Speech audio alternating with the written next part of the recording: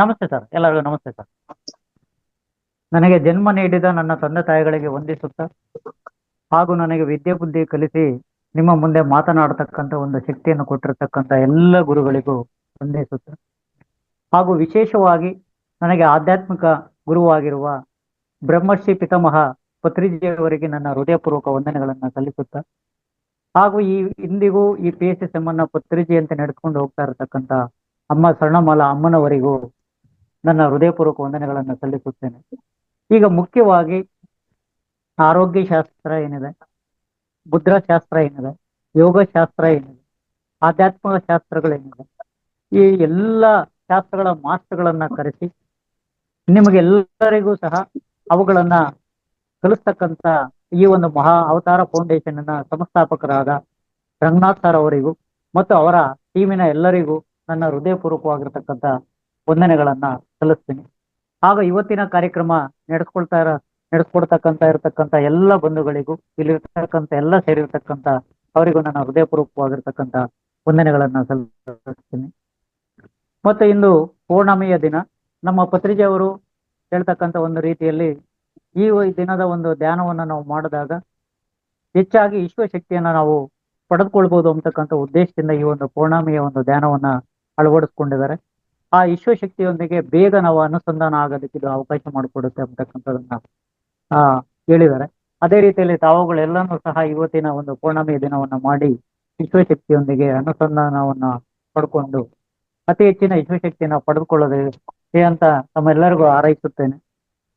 ಇಂದಿನ ಮುಖ್ಯವಾಗಿರ್ತಕ್ಕಂಥ ಒಂದು ವಿಚಾರಧಾರೆಗೆ ಹೋಗೋದಕ್ಕಿಂತ ಮುಂಚಿತವಾಗಿ ಸಂಕ್ಷಿಪ್ತವಾಗಿ ಪತ್ರಿಜಿ ಅವರು ಒಂದು ಪಿರಮಿಡ್ ಸ್ಪಿರಿಚುವಲ್ ಸೋಷಿಯಲ್ ಮೂವ್ಮೆಂಟ್ ಅಂತಕ್ಕಂಥ ಒಂದು ಮೂವ್ಮೆಂಟ್ ಅನ್ನ ಸ್ಥಾಪನೆ ಮಾಡಿ 40 ವರ್ಷಗಳ ಕಾಲ ಈ ಜಗತ್ತಿನಲ್ಲಿರ್ತಕ್ಕಂಥ ಮಾನವರೆಲ್ಲರೂ ಸಹ ಯೋಗಿಗಳಾಗ್ಬೇಕು ಅಂತಕ್ಕಂಥ ಒಂದು ಸದುದ್ದೇಶವನ್ನ ಇಟ್ಕೊಂಡು ಈ ಒಂದು ಆತ್ಮಜ್ಞಾನ ಮತ್ತು ಬ್ರಹ್ಮಜ್ಞಾನ ಅಂತಕ್ಕಂಥ ಒಂದು ರಹಸ್ಯವಾಗಿರ್ತಕ್ಕಂಥ ಒಂದು ವಿದ್ಯೆ ಏನಿದೆ, ಈ ರಹಸ್ಯದ ವಿದ್ಯೆಯನ್ನ ಕೇವಲ ಉಸಿರಿನ ಮೇಲೆ ಗಮನ ಅಂತಕ್ಕಂಥ ಒಂದು ಸೂತ್ರದ ಅಡಿಗೆ ತಂದು ಅದನ್ನ ಎಲ್ಲರೂ ಕಲಿಯಬೇಕು ಮತ್ತು ಎಲ್ಲರೂ ಅದನ್ನ ಅಳವಡಿಸ್ಕೊಳ್ಬೇಕು ಮತ್ತೆ ಎಲ್ಲರೂ ಮಾಸ್ಟರ್ಗಳಾಗ್ಬೇಕು ಅಂತಕ್ಕಂಥ ಒಂದು ಸದುದ್ದೇಶವನ್ನ ಇಟ್ಟುಕೊಂಡು ಈ ಒಂದು 40 ವರ್ಷಗಳ ಕಾಲ ಈ ದೇಶ ವಿದೇಶಗಳಲ್ಲಿ ದುಡಿದಿದ್ದಾರೆ.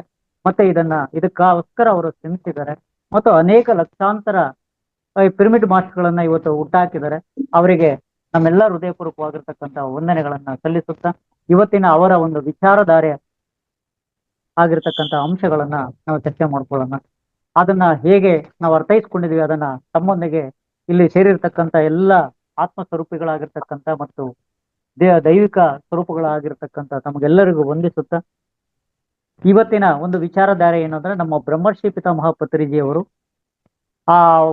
ಅಂದ್ರೆ ಸಂಬೋಧಿಸ್ತಕ್ಕಂಥ ಒಂದು 3 ವಾಕ್ಯಗಳೇನಿದೆ, ಆ 3 ವಾಕ್ಯಗಳಲ್ಲಿ ಆಧ್ಯಾತ್ಮಿಕ ವಿಜ್ಞಾನದ ಒಂದು ಸಂದೇಶವೇನಿದೆ ಅಂತಕ್ಕಂಥದನ್ನ ತಿಳ್ಕೊಳ್ತಕ್ಕಂಥ ಒಂದು ವಿಷಯವನ್ನ ನಾವಿಲ್ಲಿ ಆಯ್ಕೆ ಮಾಡ್ಕೊಂಡಿದ್ವಿ ತಾವೆಲ್ಲ ಸೇರಿ.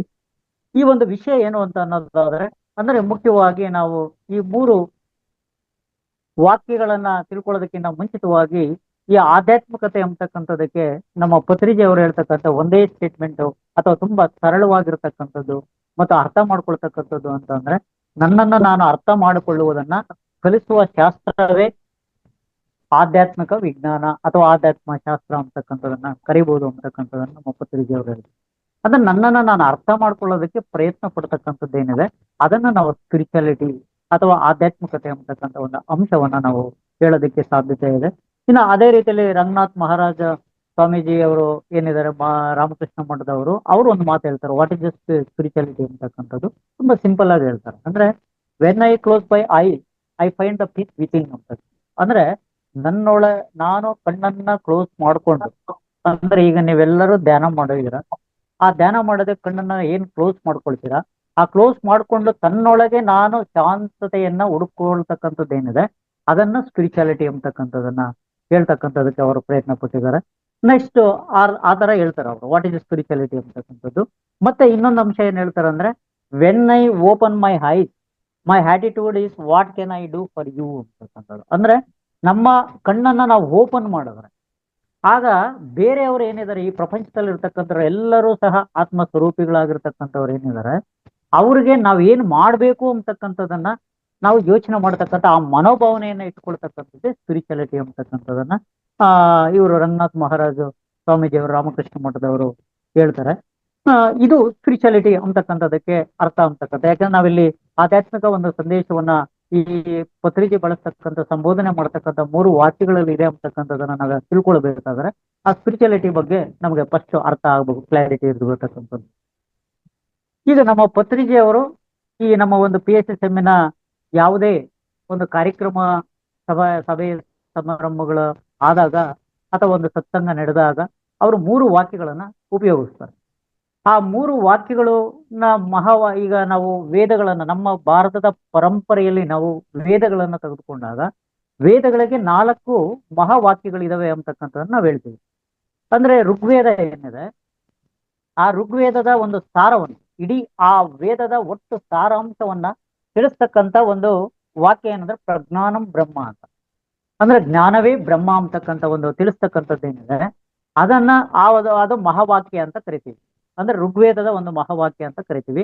ಅದೇ ರೀತಿಯಲ್ಲಿ ಯಜುರ್ವೇದದ ಒಂದು ಅಹಂ ಬ್ರಹ್ಮಾಸ್ಮಿ ಅಂತಕ್ಕಂಥದ್ದು, ಅಂದ್ರೆ ನಾನೇ ಬ್ರಹ್ಮ ಅಂತಕ್ಕಂಥದ್ದನ್ನ ಹೇಳ್ತಕ್ಕಂಥ ಒಂದು ಮಹಾವಾಕ್ಯ ಏನಿದೆ, ಆ ಯಜುರ್ವೇದದ ಒಂದು ಸಾರವನ್ನ ಆ ವಾಕ್ಯದಲ್ಲಿ ಅಡಗಿದೆ ಅಂತಕ್ಕಂಥ ದೃಷ್ಟಿಯಲ್ಲಿ ಇದನ್ನ ಆ ವಾಕ್ಯನ ನಾವು ಕರಿತೀವಿ. ಅದೇ ರೀತಿಯಲ್ಲಿ ಸಾಮವೇದದಲ್ಲಿ ತತ್ವಮಸಿ ಅಂತ ಕರಿತೀವಿ. ಅದೇ ರೀತಿಯಲ್ಲಿ ಅಥರ್ವಣ ವೇದದಲ್ಲಿ ಅಯಮಾತ್ಮ ಅನ್ನೋ ಬ್ರಹ್ಮ ಅಂತಕ್ಕಂಥದನ್ನ ಕರಿತೀವಿ. ಅಂದ್ರೆ ತತ್ವಮಸಿ ಅಂದ್ರೆ ನಾನು ಅದೇ ಅಂತಕ್ಕಂಥದ್ದು, ಅಂದ್ರೆ ದೇವರು ಅಂತಕ್ಕಂಥದ್ದು ಅಥವಾ ಅಲ್ಲಿ ಇರ್ತಕ್ಕಂಥ ಒಂದು ಬ್ರಹ್ಮ ಅಂತ ಏನಿದೆ ಆ ಬ್ರಹ್ಮನೇ ನಾನು ಅಂತಕ್ಕಂಥದನ್ನ ತತ್ವಮಸಿ ಹೇಳ್ತಕ್ಕಂಥದ್ದು. ಅಥರ್ವಣ ವೇದ ಅಂತಕ್ಕಂಥದ್ದು ಅಯಂ ಆತ್ಮನ ಏನು ಬ್ರಹ್ಮ ಅಂತಕ್ಕಂಥ, ಅಂದ್ರೆ ಎಲ್ಲರಲ್ಲೂ ಇರ್ತಕ್ಕಂಥ ಬ್ರಹ್ಮನೇ ನಾನು ಅಂತಕ್ಕಂಥದ್ದು, ಆತ್ಮ ಸ್ವರೂಪಿಯಾಗಿರ್ತಕ್ಕಂಥವನು ನಾನೇ ಅಂತಕ್ಕಂಥ ತಿಳ್ಕೊಳ್ತಕ್ಕಂಥದ್ದು ಈ 4 ಮಹಾವಾಕ್ಯಗಳು ಅಂತ ನಮ್ಮ ವೇದಗಳ ಪರಂಪರೆ ಇದರಲ್ಲಿ ನಾವು ಕರಿತೀವಿ.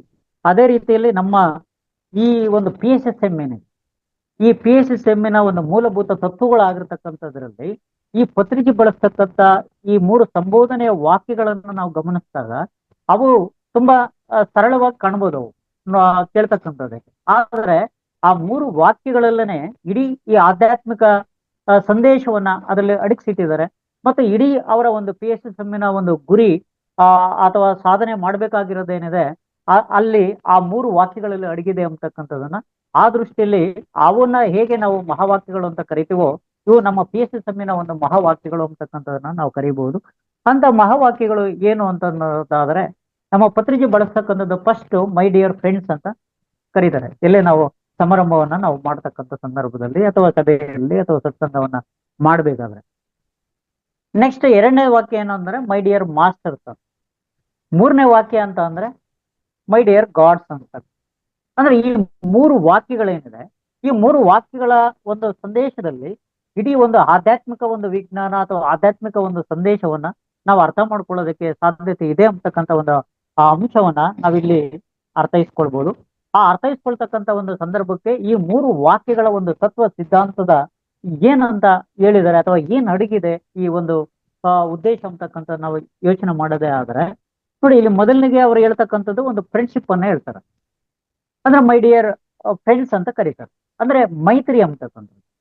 ಅಂದ್ರೆ ನಾವು ಇತಿಹಾಸದ ಉದ್ದಕ್ಕೂ ಸಹ ನಾವು ನೋಡ್ತಾ ಬಂದಾಗ ಈ ಮೈತ್ರಿಗೋಸ್ಕರನೇ ಬೆಳೆದು ಬಂದಿರತಕ್ಕಂಥ ಒಂದು ಅಂಶಗಳನ್ನು ನಾವು ಕಾಣೋದಕ್ಕೆ ಸಾಧ್ಯತೆ ಇರತಕ್ಕಂಥ ಒಂದು ಅಂಶವನ್ನ ನಾವು ಕಾಣಬಹುದು.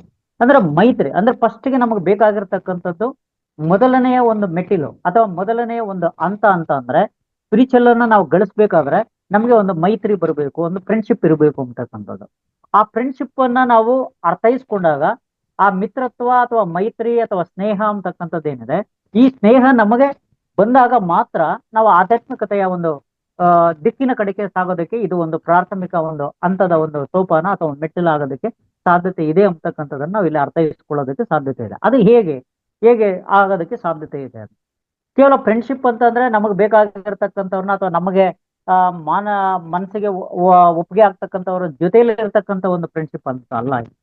ಈ ಫ್ರೆಂಡ್ಶಿಪ್ ಅಂತಕ್ಕಂಥದ್ದು ಹೇಗಿದೆ ಅಂತಂದ್ರೆ ಇಲ್ಲಿ ನಾವು ಮನುಷ್ಯರ ನಡುವೆ ಒಂದು ಫ್ರೆಂಡ್ಶಿಪ್ ಇರತಕ್ಕಂಥದ್ದು ಇದೆ, ಮತ್ತೆ ಪ್ರಾಣಿಗಳ ಜೊತೆಯಲ್ಲಿ ಫ್ರೆಂಡ್ಶಿಪ್ ಇರ್ತಕ್ಕಂಥದ್ದು ಇದೆ, ಪ್ರಕೃತಿಯೊಂದಿಗೆ ನಾವು ಫ್ರೆಂಡ್ಶಿಪ್ ಅನ್ನ ಮಾಡ್ಬೇಕಾಗತ್ತೆ, ಮತ್ತು ಖನಿಜ ಸಂಪತ್ತು ಅಥವಾ ಜಡ ವಸ್ತುಗಳೇನಿದೆ ಅದರಲ್ಲೂ ಸಹ ನಾವು ಫ್ರೆಂಡ್ಶಿಪ್ ಅನ್ನ ಮಾಡ್ಬೇಕಾಗತ್ತೆ. ಅಂದ್ರೆ ಪಕ್ಷಿಗಳೇನಿದೆ, ಪ್ರಾಣಿಗಳೇನಿದೆ, ಮನುಷ್ಯರೇನಿದ್ದಾರೆ, ಮತ್ತೆ ಪ್ರಕೃತಿ ಏನಿದೆ, ಮತ್ತೆ ಜಡ ವಸ್ತುಗಳೇನಿದೆ ಇವು ಎಲ್ಲದರ ಜೊತೆಯಲ್ಲಿ ನಾನು ಮೈತ್ರಿಯಾಗಿ ಫ್ರೆಂಡ್ ಆಗಿ ನಾನು ನಡ್ಕೊಳ್ತಕ್ಕಂಥದ್ದು ಒಂದು ವಿಧಾನಕ್ಕೆ ನಾನು ಹೋಗ್ತಕ್ಕಂಥದ್ದು ಬೇಕು ಅಂತಕ್ಕಂಥದ್ದು. ಇದು ಸಾಮಾನ್ಯ ಅರ್ಥದಲ್ಲಿ ಅವ್ರು ಹೇಳ್ತಕ್ಕಂಥದ್ದು. ಒಂದು ಮೈತ್ರಿ ಅಂತ ಅಂದ್ರೆ ಇಷ್ಟು ಎಲ್ಲನೂ ಒಳಗೊಂಡಾಗ ಮಾತ್ರ ಆ ಒಂದು ಮೈತ್ರಿ ಅಥವಾ ಮಿತ್ರತ್ವ ತತ್ವ ಅದು ನಮ್ಮಲ್ಲಿ ಅಳವಡಿಕೆ ಆದಾಗ ಆಗ ಅದರಲ್ಲಿ ನಾನು ಮಾಸ್ಟರ್ ಆಗ್ಬೇಕು. ಮಾಸ್ಟರ್ ಆಗ್ತಕ್ಕಂಥ ಸಂದರ್ಭಕ್ಕೆ ಏನು ಅಂತಂದ್ರೆ ಈ ಫ್ರೆಂಡ್ಶಿಪ್ ಅನ್ನ ನಾನು ರಕ್ತಗತವಾಗಿ ಮಾಡ್ಕೊಳ್ತಕ್ಕಂಥ ಆ ರಕ್ತಗತ ಆಗ್ಬೇಕು ನನಗೆ. ಅಂದ್ರೆ ಯಾರನ್ನೇ ನೋಡಿದಾಗ ನಾನು ಎಲ್ಲರನ್ನೂ ಸಹ ಒಂದೇ ತರದಲ್ಲಿ ಆ ಮೈತ್ರಿಯಲ್ಲೇನೆ ನೋಡ್ತಕ್ಕಂಥದ್ದು. ಯಾರೇ ಬಂದರು ಅಲ್ಲಿ ಯಾವುದೇ ಒಂದು ಭೇದ ಭಾವ ಇಲ್ಲದೆ ಇರತಕ್ಕಂಥ ಒಂದು ಆ ಭಾವಕ್ಕೆ ನಾನು ಹೋದ್ರೆ ಆ ಭಾವದಲ್ಲಿ ನಾನು ಆ ರಕ್ತಗತವನ್ನ ಮಾಡ್ಕೊಂಡು ಅದರಲ್ಲಿ ನಾನು ಮಾಸ್ಟರ್ ಆದ್ರೆ ಆಗ ನನಗೆ ಏನಾಗುತ್ತೆ ಅಂತಂದ್ರೆ ಆಗ ಎಲ್ಲರೂ ಒಂದು ಸಮನಾಗಿ ನೋಡ್ತಕ್ಕಂಥ ಒಂದು ಮೈತ್ರಿಯ ತತ್ವ, ಎಲ್ಲರನ್ನು ಪ್ರೀತಿಸ್ತಕ್ಕಂಥ ಒಂದು ತತ್ವ ನನ್ನಲ್ಲಿ ಬೆಳೆಯುತ್ತೆ. ಅದು ನನಗೆ ಮೊದಲನೇದಾಗಿ ನಮಗೆ ಆಗ್ತಕ್ಕಂಥ ಒಂದು ಅಂಶ ನಮಗ್ ಬರ್ಬೇಕಾಗತ್ತೆ. ಅದು ಬಂದಾಗ ಆಗ ನಾನು ದೈವತ್ವದ ಕಡೆಗೆ ನಾನು ಸಾಗೋದಕ್ಕೆ ನನಗೆ ಸಾಧ್ಯತೆ ಇದೆ ಅಂತ. ಇನ್ನು ಸಮಾಜದಲ್ಲಿ ಇರ್ತಕ್ಕಂಥದ್ದನ್ನ ನಾವು ವೃತ್ತಿ ಮಾಡ್ತಕ್ಕಂಥ ಸಂದರ್ಭದಲ್ಲಿ ಇರ್ಬೋದು ಅಥವಾ ಸ್ನೇಹಿತರು ಇರ್ತಕ್ಕಂಥದ್ದು ಇರ್ಬೋದು, ಅನೇಕ ಪಂಗಡಗಳಿರ್ಬೋದು, ಅನೇಕ ಜಾತಿಗಳಿರ್ಬೋದು, ಇವೆ ಅನೇಕ ಧರ್ಮಗಳಿರ್ಬೋದು. ಇವರು ಎಲ್ಲರ ಜೊತೆಯಲ್ಲೂ ಸಹ ನಾನು ಫ್ರೆಂಡ್ ಆಗಿರ್ಬೇಕು ಅಂತಕ್ಕಂಥದ್ದನ್ನ ಹೇಳುತ್ತೆ. ಸಮಾಜದಲ್ಲಿ ನಾನು ಹೇಗಿರ್ಬೇಕು, ಫ್ರೆಂಡ್ ಆಗಿ ಎಲ್ಲರ ಹತ್ರನೂ ಫ್ರೆಂಡ್ ಆಗಿರ್ಬೇಕು ಅಂತಕ್ಕಂಥದ್ದು ಇದು ತತ್ವ, ಈ ಸಿದ್ಧಾಂತ ಹೇಳ್ತಕ್ಕಂಥದ್ದು. ಮತ್ತು ಕುಟುಂಬದಲ್ಲಿ ಈಗ ನಮ್ಮ ಹೆಂಡತಿ ಏನಿದ್ದಾರೆ, ಮಕ್ಳು ಏನಿದ್ದಾರೆ, ತಮ್ಮ ಏನಿದ್ದಾರೆ, ಅಕ್ಕ ಏನಿದ್ದಾರೆ, ತಂಗಿ ಏನಿದ್ದಾರೆ, ತಾಯಿ ತಂದೆ ತಾಯಿಗಳು ಏನಿದ್ದಾರೆ, ಇವ್ರ ಹತ್ರ ಎಲ್ಲರ ಹತ್ರನು ಫ್ರೆಂಡ್ ಆಗಿ ಆ ಮೈತ್ರಿ ತತ್ವವನ್ನ ನಾವು ಅಳವಡಿಸ್ಕೊಳ್ಬೇಕು, ಮಿತ್ರತ್ವ ಇರಬೇಕು ಅಂತಕ್ಕಂಥದನ್ನ ಹೇಳ್ತಕ್ಕಂಥದ್ದು ಹೇಳ್ತಾರೆ ಕುಟುಂಬದಲ್ಲೂ. ಅದೇ ರೀತಿ ಪ್ರಕೃತಿಯಲ್ಲಿ ಖನಿಜ ಏನಿದೆ, ಸಂಪತ್ತೇನಿದೆ, ಗಿಡಗಳೇನಿದೆ, ಏನಿದೆ, ನದಿ ಏನಿದೆ, ಪಕ್ಷಿಗಳೇನಿದೆ, ಎಲ್ಲದರಲ್ಲೂ ಫ್ರೆಂಡ್ಶಿಪ್ ಇರಬೇಕು ಅಂತ. ಅಂದ್ರೆ ಈ ಎಲ್ಲದರಲ್ಲೂ ಫ್ರೆಂಡ್ಶಿಪ್ ಇರ್ತಕ್ಕಂಥ ಸಂದರ್ಭದಲ್ಲಿ ಏನಾಗುತ್ತೆ ಅಂತಕ್ಕಂಥದ್ದು ಇಲ್ಲಿ ನೋಡಿ. ಈ ಫ್ರೆಂಡ್ಶಿಪ್ ಅನ್ನ ನಾವು ಪ್ರಾಕ್ಟೀಸ್ ಮಾಡಿ ನಮ್ಮಲ್ಲಿ ಸಂಪೂರ್ಣವಾಗಿ ನಾವು ಅಳವಡಿಸ್ಕೊಂಡಾಗ ಅಹಿಂಸಾ ತತ್ವದಲ್ಲಿ ನಾವು ಇರೋದಕ್ಕೆ ಸಾಧ್ಯತೆ ಆಗುತ್ತೆ. ಹಿಂಸೆ ತತ್ವ ಹೋಗುತ್ತೆ. ಆ ಹಿಂಸೆ ತತ್ವ ಹೋದಾಗ ಅಹಿಂಸಾ ತತ್ವ ನಮ್ಮಲ್ಲಿ ಅಳವಡಿಕೆ ಆದಾಗ ಆಗ ನಾವು ಆ ಧರ್ಮನ, ಅಹಿಂಸೆ ಅಂತಕ್ಕಂಥ ಒಂದು ಧರ್ಮ ಏನಿದೆ ಅದು ನಮ್ಮ ಭಾರತದ ನಿಜವಾಗಿರ್ತಕ್ಕಂಥ ಒಂದು ಧರ್ಮ ಅಂತಾರೆ.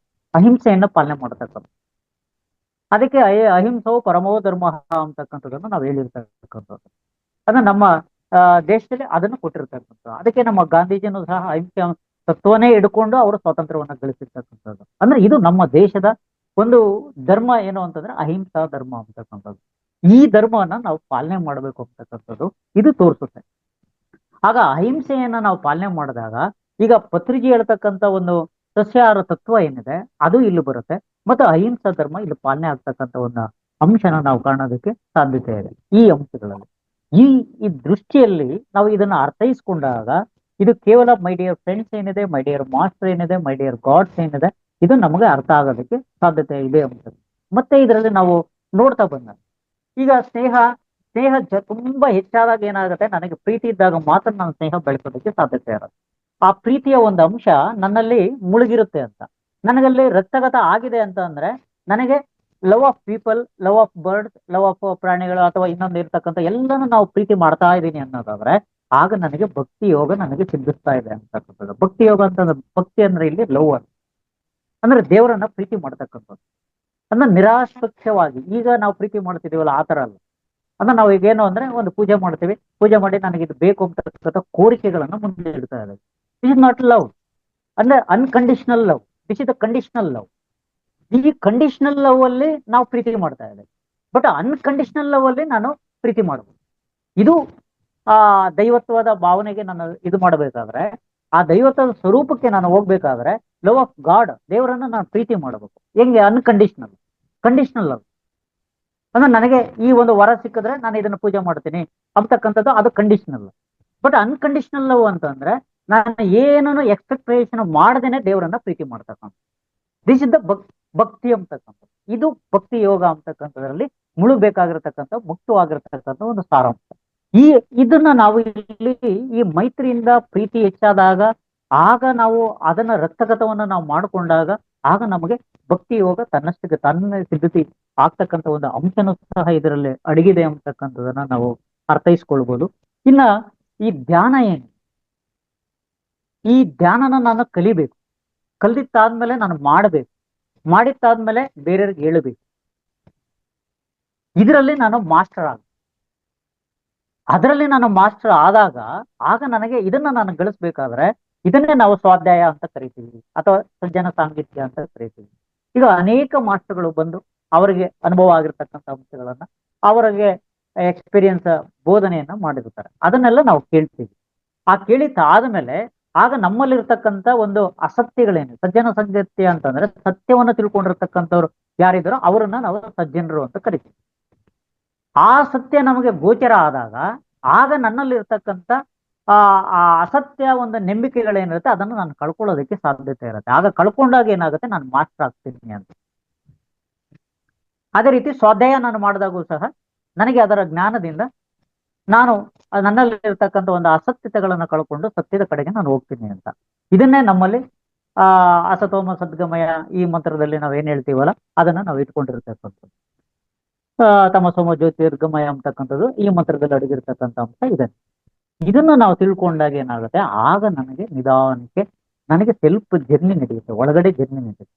ಆಗ ಸೆಲ್ಫ್ ಜರ್ನಿ ನಡೆದಾಗ ನಾನು ಯಾರು, ನಾನು ಆತ್ಮನ ಅಥವಾ ದೇವರ ಅಥವಾ ನನಗೆ ಏನು ಅಂತಕ್ಕಂಥ ರಿಯಲೈಸೇಷನ್ ಹೋಗ್ತೀವಿ.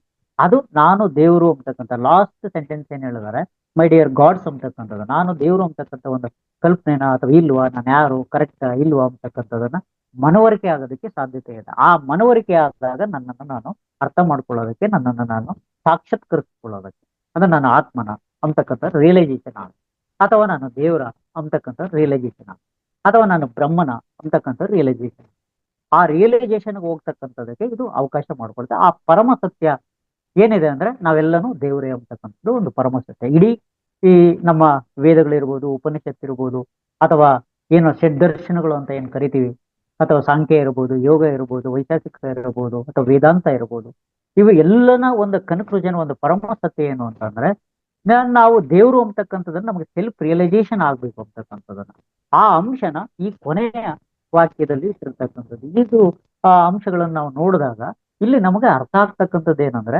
ಅದಕ್ಕೆ ಇದು PSSM ಒಂದು ಮಹಾವಾಕ್ಯಗಳು ಅಂದ್ರೆ ಆಧ್ಯಾತ್ಮಿಕ ಸಂದೇಶ ಏನಿದೆ, ಪರಮ ಸತ್ಯ ಇರುತ್ತೆ. ಆ ಪರಮ ಸತ್ಯವನ್ನ ಈ 3 ವಾಕ್ಯಗಳನ್ನ ನಾವು ಅರ್ಥ ಮಾಡ್ಕೊಂಡ್ರೆ ಈ 3 ವಾಕ್ಯಗಳಲ್ಲಿ ನಾವು ಅರ್ಥೈಸ್ಕೊಳ್ಳೋದಕ್ಕೆ ಸಾಧ್ಯತೆ ಇದೆ ಅಂತಕ್ಕಂಥದ್ದು. ಅಂದ್ರೆ ಆ ಭಾವನೆ ನನ್ನಲ್ಲಿ ಬರಬೇಕು. ಕೇವಲ ನಾನು ತಾತ್ವಿಕವಾಗಿ ಅಥವಾ ನಾನು ತಿಳ್ಕೊಂಡ್ರೆ ನನಗೆ ಬಂದಿದೆ ಅಂತಲ್ಲ, ಅಥವಾ ನಾನು ಹೇಳ್ತಾ ಇದ್ದೀನಿ ಅಂದ್ರೆ ನನಗೆ ಬಂದಿದೆ ಅಂತಲ್ಲ, ನಾನು ಅದು ಆಚರಣೆಯಲ್ಲಿ ನಾನು ಪಾಲನೆ ಮಾಡಿದಾಗ ಮಾತ್ರ ನನಗೆ ಅದು ಬಂದಿದೆ ಅಂತ ಅರ್ಥ, ಅದು ನನಗೆ ಗೋಚರ ಆಗುತ್ತೆ ಅಂತಕ್ಕಂಥ ಒಂದು ಅರ್ಥವನ್ನ ನಾವು ಅರ್ಥೈಸ್ಕೊಳ್ಳೋದಕ್ಕೆ ಸಾಧ್ಯತೆ ಇದೆ. ಈಗ ಇದನ್ನೇ ಅದ್ವೈತ ಸಿದ್ಧಾಂತನೂ ಸಹ ಹೇಳಿರ್ತಕ್ಕಂಥ ಅಹಂ ಬ್ರಹ್ಮಾಸ್ಮಿ ಅಂತ, ಅಂದ್ರೆ ನಾನೇ ಬ್ರಹ್ಮ ಅಥವಾ ನಾನೇ ಪರಬ್ರಹ್ಮ ಅಂತ. ಅಂದ್ರೆ ಈ ಅದ್ವೈತ ಸಿದ್ಧಾಂತದ ಒಂದು ತಿರುಳೇನಿದೆ, ಈ ತಿರುಳೆ ಅತ್ಯಂತ ನಮ್ಮ ಒಂದು ಭಾರತದ ಒಂದು ಅತ್ಯುನ್ನತವಾಗಿರ್ತಕ್ಕಂಥ ಒಂದು ಶಿಖರದಲ್ಲಿರ್ತಕ್ಕಂಥ ಒಂದು ತತ್ವ ಸಿದ್ಧಾಂತ ಅಂತಕ್ಕಂಥ ನಾವು ನೆನಪಿದ್ದೀವಿ. ಅಂದ್ರೆ ಆ ತತ್ವ ಸಿದ್ಧಾಂತಕ್ಕೆ ಪೂರಕವಾಗಿನೇ ಈ ವಾಕ್ಯಗಳನ್ನ ಪತ್ರಿಜಿ ಕೊಟ್ಟಿರ್ತಕ್ಕಂಥ ಅಂಶಗಳಲ್ಲೂ ಸಹ ನಾವು ಅರ್ಥೈಸ್ಕೊಳ್ಳೋದಕ್ಕೆ ಸಾಧ್ಯತೆ ಇದೆ ಅಂತಕ್ಕಂಥದ್ದು. ಹೇಗೆ ಹಾಗಾದ್ರೆ ಈಗ ನಿಮಗೆ ಒಂದು ಕತೆ ಮೂಲಕ ಅದ್ವೈತನ ನಾವು ಅರ್ಥೈಸ್ಕೊಳ್ಬಹುದು. ಆ ಅದ್ವೈತದ ಮೂಲಕ ನಮ್ಮ ಇವರು ಹೇಳಿರ್ತಕ್ಕಂಥ ಕೊನೆಯ ಮೈ ಡಿಯರ್ ಗಾಡ್ಸ್ ಅಂತಕ್ಕಂಥದಕ್ಕೆ ನಾವು ಹೇಗೆ ಹೋಗ್ಬೋದು ಅಂತಕ್ಕಂಥದಕ್ಕೆ ನಾವು ಇಲ್ಲಿ ಅರ್ಥೈಸ್ಕೊಳ್ಳೋಣ. ಈ ಉದಾಹರಣೆಗೆ ಇದು ಪಂಚದಶಿ ಅಂತಕ್ಕಂಥದ್ದು ವಿದ್ಯಾರಣ್ಯ ಸ್ವಾಮಿಗಳು ಏನಿದ್ದಾರೆ, ಆ ಪಂಚದಶಿಯಲ್ಲಿ ಒಂದು ಕತೆ ಬರುತ್ತೆ. ಆ ಕಥೆನ ನಾವು ಅರ್ಥ ಮಾಡ್ಕೊಳ್ಳೋಣ. ಎಲ್ಲರೂ ನೀವು ಕೇಳಿರ್ಬೋದು, ಬಟ್ ನಿಮಗೆ ಗೊತ್ತಿರ್ಬೋದು.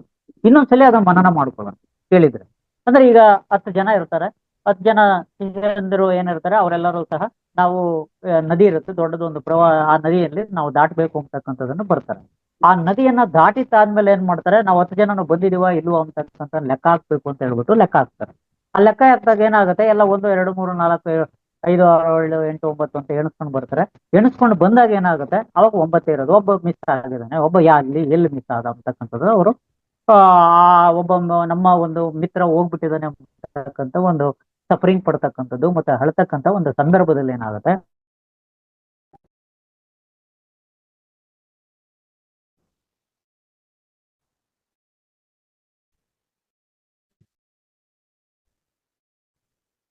ಆಗ ಒಬ್ಬಕ್ಕೆ ಏನಾಗಿದೆ, ನೀವು ಈ ತರ ಎಲ್ಲ ಇದು ಮಾಡ್ತಾ ಇದ್ದೀರಾ, 10ನೇನು ಇದಾನೆ, ನೀವು 9 ನೀವು ಪರಿಶೀಲನೆ ಮಾಡ್ಬೇಕು ಅಂತಕ್ಕಂಥ ಹೇಳ್ತಾರೆ.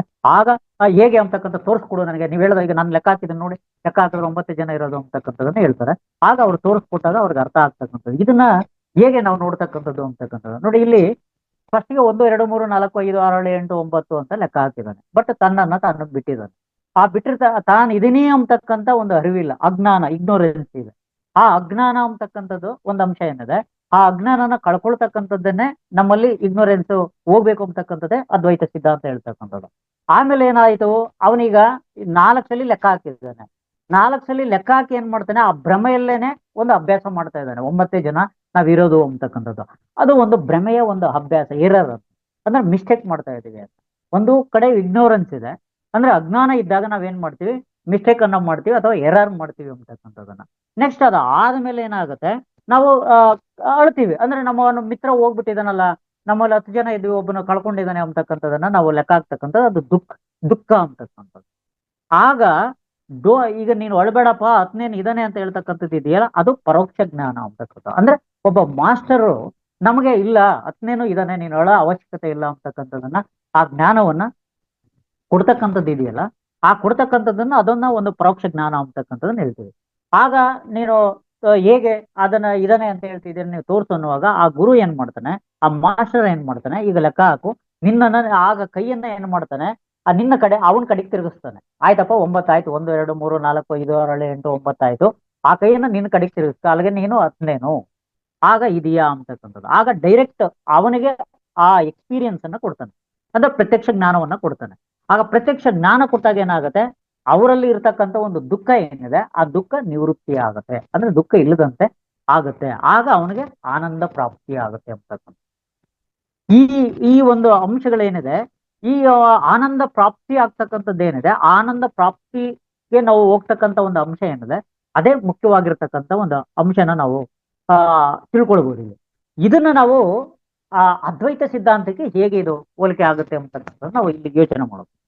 ಹೇಗೆ ಇದು ಆಗುತ್ತೆ ಅಂತಕ್ಕಂಥ, ಅಂದ್ರೆ ಈಗ ನಾವೇನ್ ಅನ್ಕೊಂಡಿದೀವಿ ಅಂದ್ರೆ, ಈಗ ನಮಗೆ ಇದು ಫಿಸಿಕಲ್ ಬಾಡಿ ಕಾಣಿಸುತ್ತೆ, ಈ ಫಿಸಿಕಲ್ ಬಾಡಿನೇ ನಾನು ಅಂತಕ್ಕಂಥ ನಾವು ತಿಳ್ಕೊಂಡಿದ್ದೀವಿ, ಬೇರೆದೇನು ನಾವು ಯೋಚನೆ ಮಾಡ್ತಿಲ್ಲ. ಅಂದ್ರೆ ನೀನ್ ಯಾರು ಅಂತಂದ್ರೆ ಏನ್ ಹೇಳ್ತಿದ್ವಿ, ನಾನು ಈ ದೇಹವನ್ನು ಹೊಂದಿರತಕ್ಕಂಥವ್ನು, ನಾನು ಫಿಸಿಕಲ್ ಬಾಡಿ. ಈ ಫಿಸಿಕಲ್ ಬಾಡಿಗೆ ಅನ್ನ ಆಹಾರ ಇದನ್ನೆಲ್ಲ ನಾವೇನ್ ತಗೊಳ್ತಾ ಇದೀವಲ್ಲ, ಈ ಫಿಸಿಕಲ್ ಬಾಡಿನೇ ಅಂತಕ್ಕಂಥದ್ದು ನಾನು ಅಂತಕ್ಕಂಥ ಒಂದು ಭಾವ ಏನಿದೆ, ಆ ಭಾವನೆಯಲ್ಲಿ ನಾವು ಇದೀವಿ ಅಂತಕ್ಕಂಥ.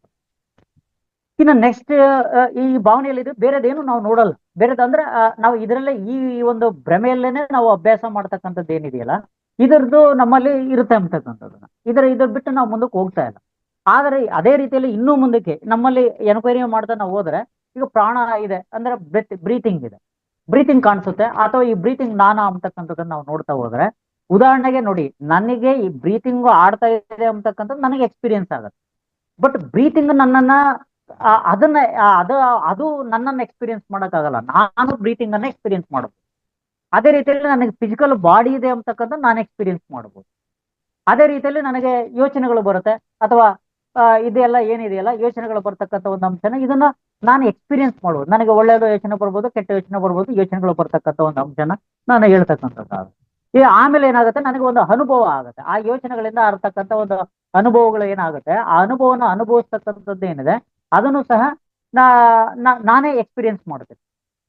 ಇದು ಆದ್ಮೇಲೆ ನನಗೆ ಕಂಪ್ಲೀಟ್ ಆಗಿ ನಾನು ಪೂರ್ಣತ್ವಕ್ಕೆ ನಾನು ಹೋದಾಗ ಒಂದು ಬ್ಲಾಂಕ್ನೆಸ್ ಗೊತ್ತಾಗುತ್ತೆ, ಇಲ್ಲಿ ಏನು ಇಲ್ಲ ಅಂತಕ್ಕಂಥ. ಆ ಬ್ಲಾಂಕ್ನೆಸ್ ಹೋದಾಗ ಆಗ ನನಗೆ ಅದರ ಅರಿವು ನನಗಾದಾಗ, ಆ ಕಾನ್ಸಿಯಸ್ನೆಸ್ ನನಗೆ ಬಂದಾಗ ಆಗ ಆನಂದ ಪ್ರಾಪ್ತಿ ಆಗುತ್ತೆ ಅಂತಕ್ಕಂಥದ್ದನ್ನ ಇಲ್ಲಿ ಹೇಳ್ತಕ್ಕಂಥದ್ದು. ಇದು ಹೇಗೆ ಅಂದ್ರೆ, ಪಂಚಕೋಶಗಳು ಇದೆಯಲ್ಲ, ಆ ಪಂಚಕೋಶಗಳನ್ನ ಅರ್ಥ ಮಾಡ್ಕೊಂಡ್ರೆ ನಮಗೆ ಕ್ಲಾರಿಟಿ ಸಿಗುತ್ತೆ ಅಂತಕ್ಕಂಥದ್ದು.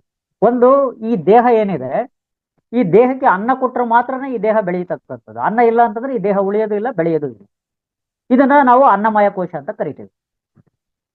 ಇನ್ನ ಪ್ರಾಣಮಯ ಕೋಶ ಅಂದ್ರೆ ಬ್ರೀತಿಂಗ್ ಇರ್ತಕ್ಕಂಥ. ಬ್ರೀತಿಂಗ್ ಇದ್ರೇನೆ ನಮಗೆ ಈ ಒಂದು ಪ್ರಾಣ ಈ ದೇಹದಲ್ಲಿ, ಈ ಬಾಡಿಯಲ್ಲಿ ಇರ್ತಕ್ಕಂಥದ್ದು. ಇಲ್ಲ ಅಂದ್ರೆ ನಾವು ಇರೋದಕ್ಕೆ ಸಾಧ್ಯತೆ ಇಲ್ಲ ಅಂತಕ್ಕಂಥ. ಅದನ್ನ ನಾವು ಪ್ರಾಣಮಯ ಕೋಶ ಅಂತ ಕರಿತೀವಿ. ಇನ್ನ ಮನೋಮಯ ಕೋಶ ಅಂತಂದ್ರೆ ನಮಗೆ ಯೋಚನೆಗಳೇನಿದೆ, ಥಾಟ್ಸ್ ಏನಿದೆ, ಇದೆಲ್ಲ ಇರ್ತಕ್ಕಂಥದ್ದು ಏನಿದೆ, ಇದನ್ನ ನಾವು ಮನೋಮಯ ಕೋಶ ಅಂತ ಕರಿತೀವಿ. ಚಿಂತನೆ ಮಾಡ್ತಕ್ಕಂಥದ್ದು ಅಥವಾ ಯೋಚಿಸ್ತಕ್ಕಂಥದ್ದು ಏನಿದೆ ಇದನ್ನೆಲ್ಲ. ಇನ್ನ ವಿಜ್ಞಾನಮಯ ಕೋಶ ಅಂತ ಅಂದ್ರೆ, ಆಗ ಈಗ ಅನ್ನಮಯ ಕೋಶ ಆಯ್ತು, ಪ್ರಾಣಮಯ ಕೋಶ ಆಯ್ತು, ಮನೋಮಯ ಕೋಶ ಆಯ್ತು, ವಿಜ್ಞಾನಮಯ ಕೋಶ ಅಂದ್ರೆ ಬುದ್ಧಿ, ಅಂದ್ರೆ ಚಾಣಕ್ಯ. ಈಗ ನಾವೇನೋ ಸೈನ್ಸ್ ಅಲ್ಲಿ ಕಂಡುಹಿಡ್ತೀವಿ, ಒಂದು ಟೆಕ್ನಾಲಜಿನ ಕಂಡುಹಿಡಿದಿದ್ದೀವಿ, ಅಥವಾ ಆ ಒಂದು ಎಕ್ಸ್ಪೀರಿಯನ್ಸ್ ಅನ್ನು ನಾವು ಪಡ್ಕೊಳ್ತೀವಿ, ಅಥವಾ ನಾವು ಅದನ್ನ ಇದು ಮಾಡ್ಕೊಳ್ತೀವಿ, ಆ ಒಂದು ವಿಜ್ಞಾನಮಯ ಕೋಶಕ್ಕೆ ಹೋಗ್ತಕ್ಕಂಥ ಸಂದರ್ಭದಲ್ಲಿ ಆಗ ಬುದ್ಧಿನೂ ಸಹ ಏನ್ ಚಾಣಾಕ್ಷತನದಿಂದ ನಾವೇನ್ ಮಾಡ್ತೀವಿ ಅಥವಾ ಏನು ಹೊಸದನ್ನ ನಾವು ಫೈಂಡ್ ಔಟ್ ಮಾಡ್ತೀವಿ, ಅದು ವಿಜ್ಞಾನಮಯ ಕೋಶ. ನಮ್ಮ ಅನುಭವಕ್ಕೆ ಬರ್ತಕ್ಕಂಥದ್ದನ್ನ ನಾವು ಹೇಳ್ಕೊಳ್ಳೋದಕ್ಕೆ ಸಾಧ್ಯತೆ ಇದೆ. ಅದಾದ ಮೇಲೆ ಆಗ ಇದನ್ನೆಲ್ಲನೂ ಎಕ್ಸ್ಪೀರಿಯನ್ಸ್ ಅನ್ನ ಅದೆಲ್ಲ ನಾನು ಕಂಡಿಡಿದಾಗ ನನಗೇನೋ ಒಂದು ಆನಂದ ಸಿಗುತ್ತೆ. ಆನಂದ ಸಿಕ್ಕಿದಾಗ ನಾನು ಅನ್ನು ನಾನು ಅನುಭವಿಸ್ತೀನಿ. ಆ ಒಂದು ಎಕ್ಸ್ಪೀರಿಯನ್ಸ್ ಇದೆ. ಆಗ ಅಲ್ಲಿ ಬ್ಲಾಂಕ್ನೆಸ್ ಇರುತ್ತೆ. ಆಗ ನನ್ನಲ್ಲಿ ಮೈಂಡಲ್ಲಿ ಯಾವುದೇ ಚಿಂತನೆ ಇಲ್ಲದೆ ಇರುವಾಗ ಮಾತ್ರನೇ ನಾನು ಆನಂದನ ಅನುಭವಿಸೋದಕ್ಕೆ ಸಾಧ್ಯತೆ ಉಂಟು. ಇಲ್ಲಾಂದ್ರೆ ನಾನು ಅನುಭವಿಸೋದಕ್ಕೆ ಸಾಧ್ಯತೆ ಇಲ್ಲ. ಆನಂದ ಪ್ರಾಪ್ತಿಯನ್ನ ಮಾಡ್ಕೊಳ್ತಕ್ಕಂಥದ್ದೇ ಆನಂದಮಯ ಕೋಶ ಅಂತಕ್ಕಂಥದ್ದನ್ನ ನಾವು ಹೇಳೋದಕ್ಕೆ ಸಾಧ್ಯತೆ ಇದೆ. ಇನ್ನು ಸುಲಭವಾಗಿ ತಿಳ್ಕೊಳ್ಬೇಕು ಅಂದ್ರೆ ನೋಡಿ, ಈಗ ಇದು ಕೈ ಇದೆ. ಈಗ ಈ ಕೈಗೆ ಇದನ್ನ ನಾನು ಈಗ ಯೋಚನೆ ಮಾಡೋದಾದ್ರೆ, ಈಗ ಈ ಕೈ ಇದೆ, ಈ ದೇಹ ಇದೆ ಅಂತಕ್ಕಂಥದ್ದನ್ನ ಅರ್ಥ ಆಗತ್ತೆ. ಈ ದೇಹನ ನಾನು ಈಗ ಕಂಪ್ಲೀಟ್ ಆಗಿ ಇದೆ ಅಂತಕ್ಕಂಥದ್ದನ್ನ ಅರ್ಥ ಮಾಡ್ಕೊಂಡಿದ್ದೀನಿ. ಇದನ್ನ ಅನ್ನಮಯ ಕೋಶ ಅಂತಕ್ಕಂಥದ್ದಾಗತ್ತೆ. ಇನ್ನು ಪ್ರಾಣಮಯ ಕೋಶ ಅಂತ ಅಂದ್ರೆ ನೋಡಿ, ಈಗ ನಾನು ಬೆರಳುಗಳನ್ನ ಈ ತರ ಮೂವ್ ಮಾಡ್ತಿದ್ದೇನೆ. ಮೂವ್ ಮಾಡೋದಕ್ಕೆ ಏನೋ ಪ್ರಾಣ ಇದ್ರೆ ಮಾತ್ರ ಮೂವ್ ಮಾಡಕ್ ಸಾಧ್ಯ. ಪ್ರಾಣ ಇಲ್ಲದ್ರೆ ನಾನು ಮೂವ್ ಮಾಡಕ್ ಆಗಲ್ಲ. ಹಿಂಗೆ ಇರುತ್ತೆ. ಅಂದ್ರೆ ಈಗ ಈ ದೇಹ ಈ ಎಲ್ಲ ಬೆಳೆಯೋದಕ್ಕೆ ಇದಕ್ಕೆಲ್ಲ ಇದನ್ನ ಅನ್ನಮಯ ಕೋಶ ಅಂತ ಕರಿತೀನಿ. ಅನ್ನಮಯ ನನಗೆ ಅರ್ಥ ಆಯ್ತು, ಈ ಬಾಡಿ ಇದೆ ಅಂತಕ್ಕಂಥ ಇದು ಅನ್ನಮಯ ಕೋಶ. ಈಗ ನಾನು ಇದನ್ನ ಮೂವ್ ಹಿಂಗೆ ಬೆರಳು ಹಿಂಗ್ ಬಿಡ್ತಾ ಇದ್ದೀನಿ ಅಂದ್ರೆ ನನಗೆ ಪ್ರಾಣ ಇದೆ ಅಂತ. ಇದು ಪ್ರಾಣಮಯ ಕೋಶ. ಈಗ ನಾನು ಯೋಚನೆ ಮಾಡ್ತೀನಿ, ನನ್ನ ಕೈಯನ್ನ ಮೇಲಕ್ಕೆ ಎತ್ತಬೇಕು ಅಂತಕ್ಕಂಥ ಒಂದು ಯೋಚನೆ ಬರುತ್ತೆ ನನಗೆ. ಅದು ಮನಮಯ ಕೋಶ. ಈಗ ನಾನು ಎತ್ತು ಬಿಡ್ತೀನಿ, ಇದು ವಿಜ್ಞಾನಮಯ ಕೋಶ. ಅಂದ್ರೆ ಎಕ್ಸ್ಪೀರಿಯನ್ಸ್ ಆಗಿದೆ ಕೈ ಎತ್ತಿರ್ತಕ್ಕಂಥದ್ದು. ಈಗ ನಾನು ಕೈ ಎತ್ತಿದ್ದೀನಿ ಅಂತಕ್ಕಂಥ ನನಗೆ ಆನಂದ ಆಗತ್ತೆ. ಅದು ಆನಂದಮಯ ಕೋಶ ಅಂತಕ್ಕಂಥದ್ದು. ಸಿಂಪಲ್ ಆಗಿ ನಾವು ಅರ್ಥ ಮಾಡ್ಕೊಳ್ಬೇಕಾಗತ್ತೆ. ಈ ಇದರಲ್ಲಿ ಇದು ನಮಗೆ ಅರ್ಥ ಆಗ್ತಕ್ಕಂಥ ಒಂದು ರೀತಿಯಲ್ಲಿ ಈ ಆನಂದಮಯ ಕೋಶಕ್ಕೆ ಹೋಗಿ ನಾವು ಅರ್ಥ ಮಾಡ್ಕೊಳ್ತಕ್ಕಂಥದ್ದು, ನಾನು ಆನಂದ ಸ್ವರೂಪನೇ, ಅಹಂ ಬ್ರಹ್ಮಾಸ್ಮಿ ಅಂತಕ್ಕಂಥದ್ದು, ನಾನು ಅಲ್ಲಿ ಇದೀನಿ, ಅದೇ ನಾನು ಅಂತಕ್ಕಂಥ ತಿಳ್ಕೊಳ್ತಕ್ಕಂಥದ್ದನ್ನೇ ಈ ಅದ್ವೈತ ಸಿದ್ಧಾಂತ ಹೇಳ್ತಕ್ಕಂಥದ್ದು. ಆ ಒಂದು ತತ್ವನ ಇಲ್ಲಿ ನಾವು ಸಿದ್ಧಾಂತ ಏನ್ ಹೇಳುತ್ತೆ ಅಂದ್ರೆ, ನೀನು ಬ್ರಹ್ಮ,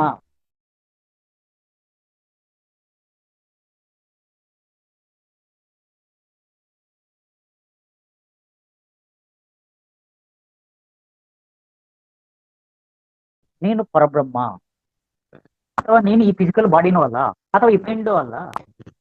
ಮತ್ತೆ ಈ ಒಂದು ಆನಂದ ಆಚೆಗೆ ಇರ್ತಕ್ಕಂಥದ್ದು ಏನಿದೆ, ಪರಬ್ರಹ್ಮ ಅಥವಾ ಬ್ರಹ್ಮನ್ ಏನಿದೆ, ಅದೇ ನೀನು ಅಂತಕ್ಕಂಥದ್ದನ್ನ ಇದು ಹೇಳುತ್ತೆ.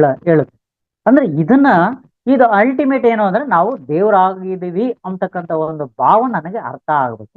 ಆ ಅರ್ಥನ ಸುಮ್ನೆ ಆಗಲ್ಲ. ಸುಮ್ನೆ ನಾವು ಅನ್ಕೊಂಡ್ರೆ, ಮಾತಿನಲ್ಲಿ ಅನ್ಕೊಂಡ್ರೆ ಅದು ವಾಕ್ಯ ಅಷ್ಟೇ.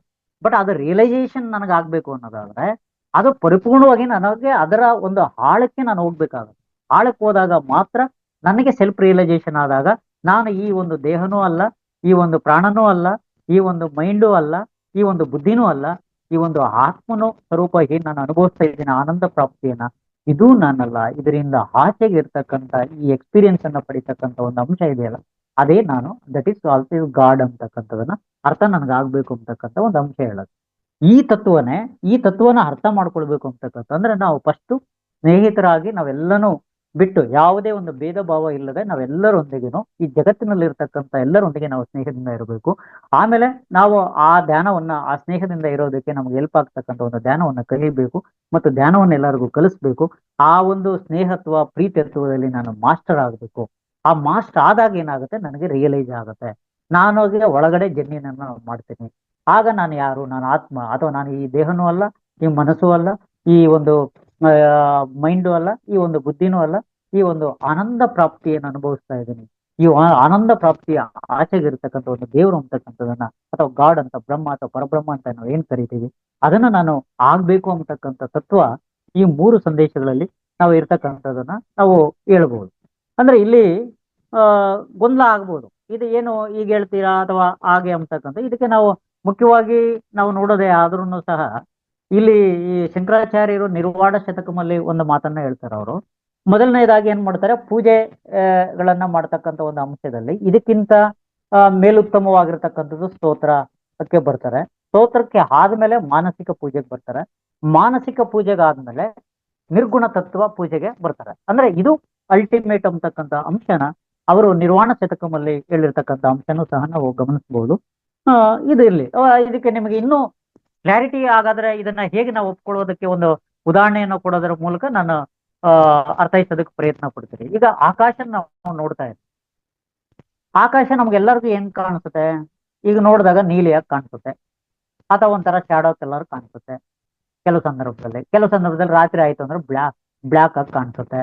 ಈಗ ಸೂರ್ಯೋದಯ ಆಗ್ತಕ್ಕಂಥ ಸಂದರ್ಭದಲ್ಲಿ ರೆಡ್ಡಿಸ್ ಮತ್ತೆ ಎಲ್ಲೋಸ್ ಮಿಕ್ಸ್ ಆಗಿರ್ತಕ್ಕಂಥ ಒಂದು ಇದನ್ನ ಕಲರ್ ಆಗಿ ಕಾಣಿಸುತ್ತೆ.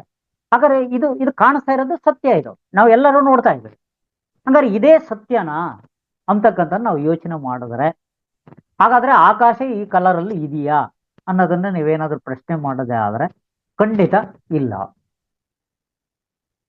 ಆಕಾಶ ಏನಿದೆ, ಕಲರ್ ಲೆಸ್ ಅಲ್ಲಿ ಆಕಾಶ ಇರ್ತಕ್ಕಂಥದ್ದು. ಆ ಕಲರ್ ಲೆಸ್ ಇರ್ತಕ್ಕಂಥದ್ದೇ ಸತ್ಯ. ಅದೇ ಸತ್ಯ, ಅದನ್ನೇ ನಾನು ಅಹಂ ಬ್ರಹ್ಮಾಸ್ಮಿ ಅಂತಕ್ಕಂಥದ್ದು ಅವ್ರು ಹೇಳಿರ್ತಕ್ಕಂಥ ಇದನ್ನ ನಾವು ತಿಳ್ಕೊಳ್ತಕ್ಕಂಥದ್ದೇ ಆಧ್ಯಾತ್ಮಿಕತೆಯಲ್ಲಿ ಅತ್ಯುನ್ನತವಾಗಿರ್ತಕ್ಕಂಥ ಒಂದು ಸಂದೇಶ. ಅಲ್ಲಿಗೆ ನಾನು ಅದು ತಿಳ್ಕೊಂಡ್ರೆ ಅದು ಪರ್ಫೆಕ್ಟ್ ಅಂತಕ್ಕಂಥದ್ದು. ಅಲ್ಲಿಗೆ ಹೋಗಿಲ್ಲ ಅಂತಂದ್ರೆ ನನಗೆ ಅರ್ಥ ಆಗಿಲ್ಲ ಅಂತಕ್ಕಂಥ ರೀತಿಯಲ್ಲಿ ಇರುತ್ತೆ. ಅಂದ್ರೆ ಆಕಾಶವನ್ನ ನಾವು ನೋಡಿದಾಗ ಆಕಾಶ ಈ ತರ ನೀಲಿಯಾಗಿದೆ, ಕಪ್ಪಾಗಿದೆ, ಈಗ ಶಾಡೋ ಕಲರ್ ಇದೆ, ಅಥವಾ ರೆಡ್ಡಿಸ್ ಅಥವಾ ಯೆಲ್ಲೋ ಕಲರ್ಸ್ ಇದು ಕಾಣಿಸುತ್ತೆ ಅಂತಕ್ಕಂಥ ಇದೇ ಸತ್ಯ ಅಂತ ನಾನು ನೆಮ್ಕೊಂಡ್ರೆ ಇದು ಸತ್ಯ ಅಲ್ಲ.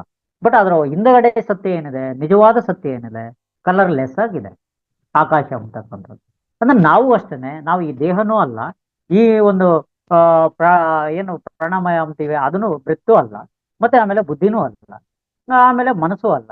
ಮತ್ತೆ ಈ ಒಂದು ಎಕ್ಸ್ಪೀರಿಯನ್ಸ್ ಅನ್ನ ಪಡಿತಕ್ಕಂಥದ್ದು ಏನೋ ಒಂದು ಚೈತನ್ಯ ಇದೆ, ಚೇತನ ಇದೆ. ಇವೆಲ್ಲ ಜಡ ವಸ್ತುಗಳು.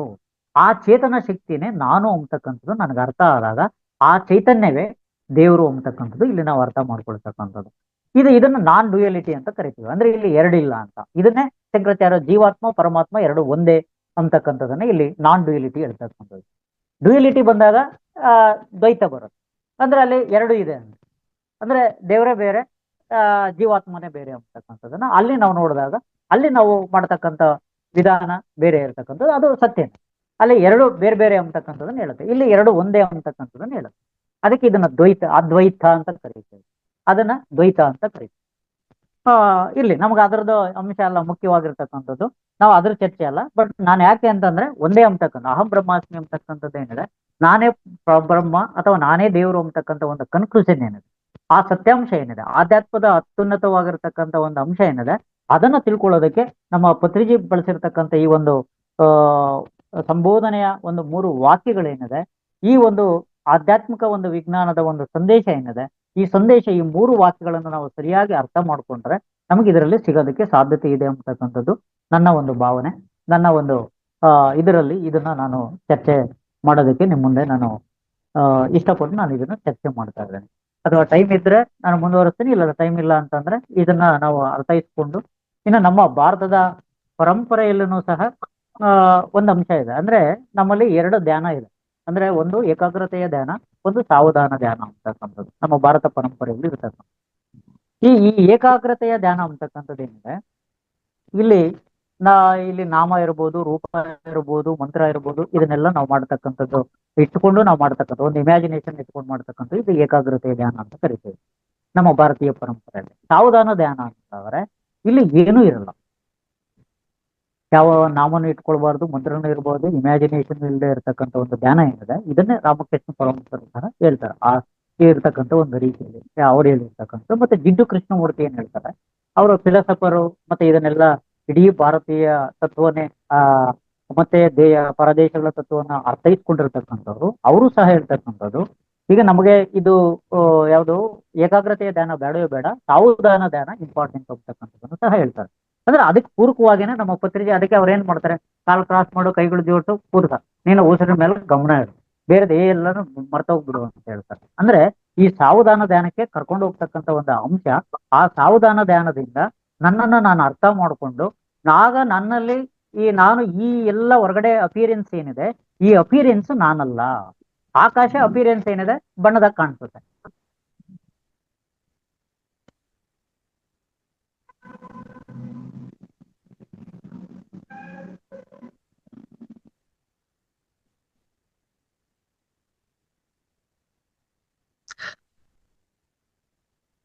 ಗೋವಿಂದರಾಜ್ ಸರ್, ಸರ್ ಕೇಳಿಸ್ತಾ ಇಲ್ಲ ಸರ್. ಗೋವಿಂದರಾಜ್ ಸರ್ ಮ್ಯೂಟ್ ಆಗಿದೆ, ಕೇಳಿಸ್ತಾ ಇಲ್ಲ.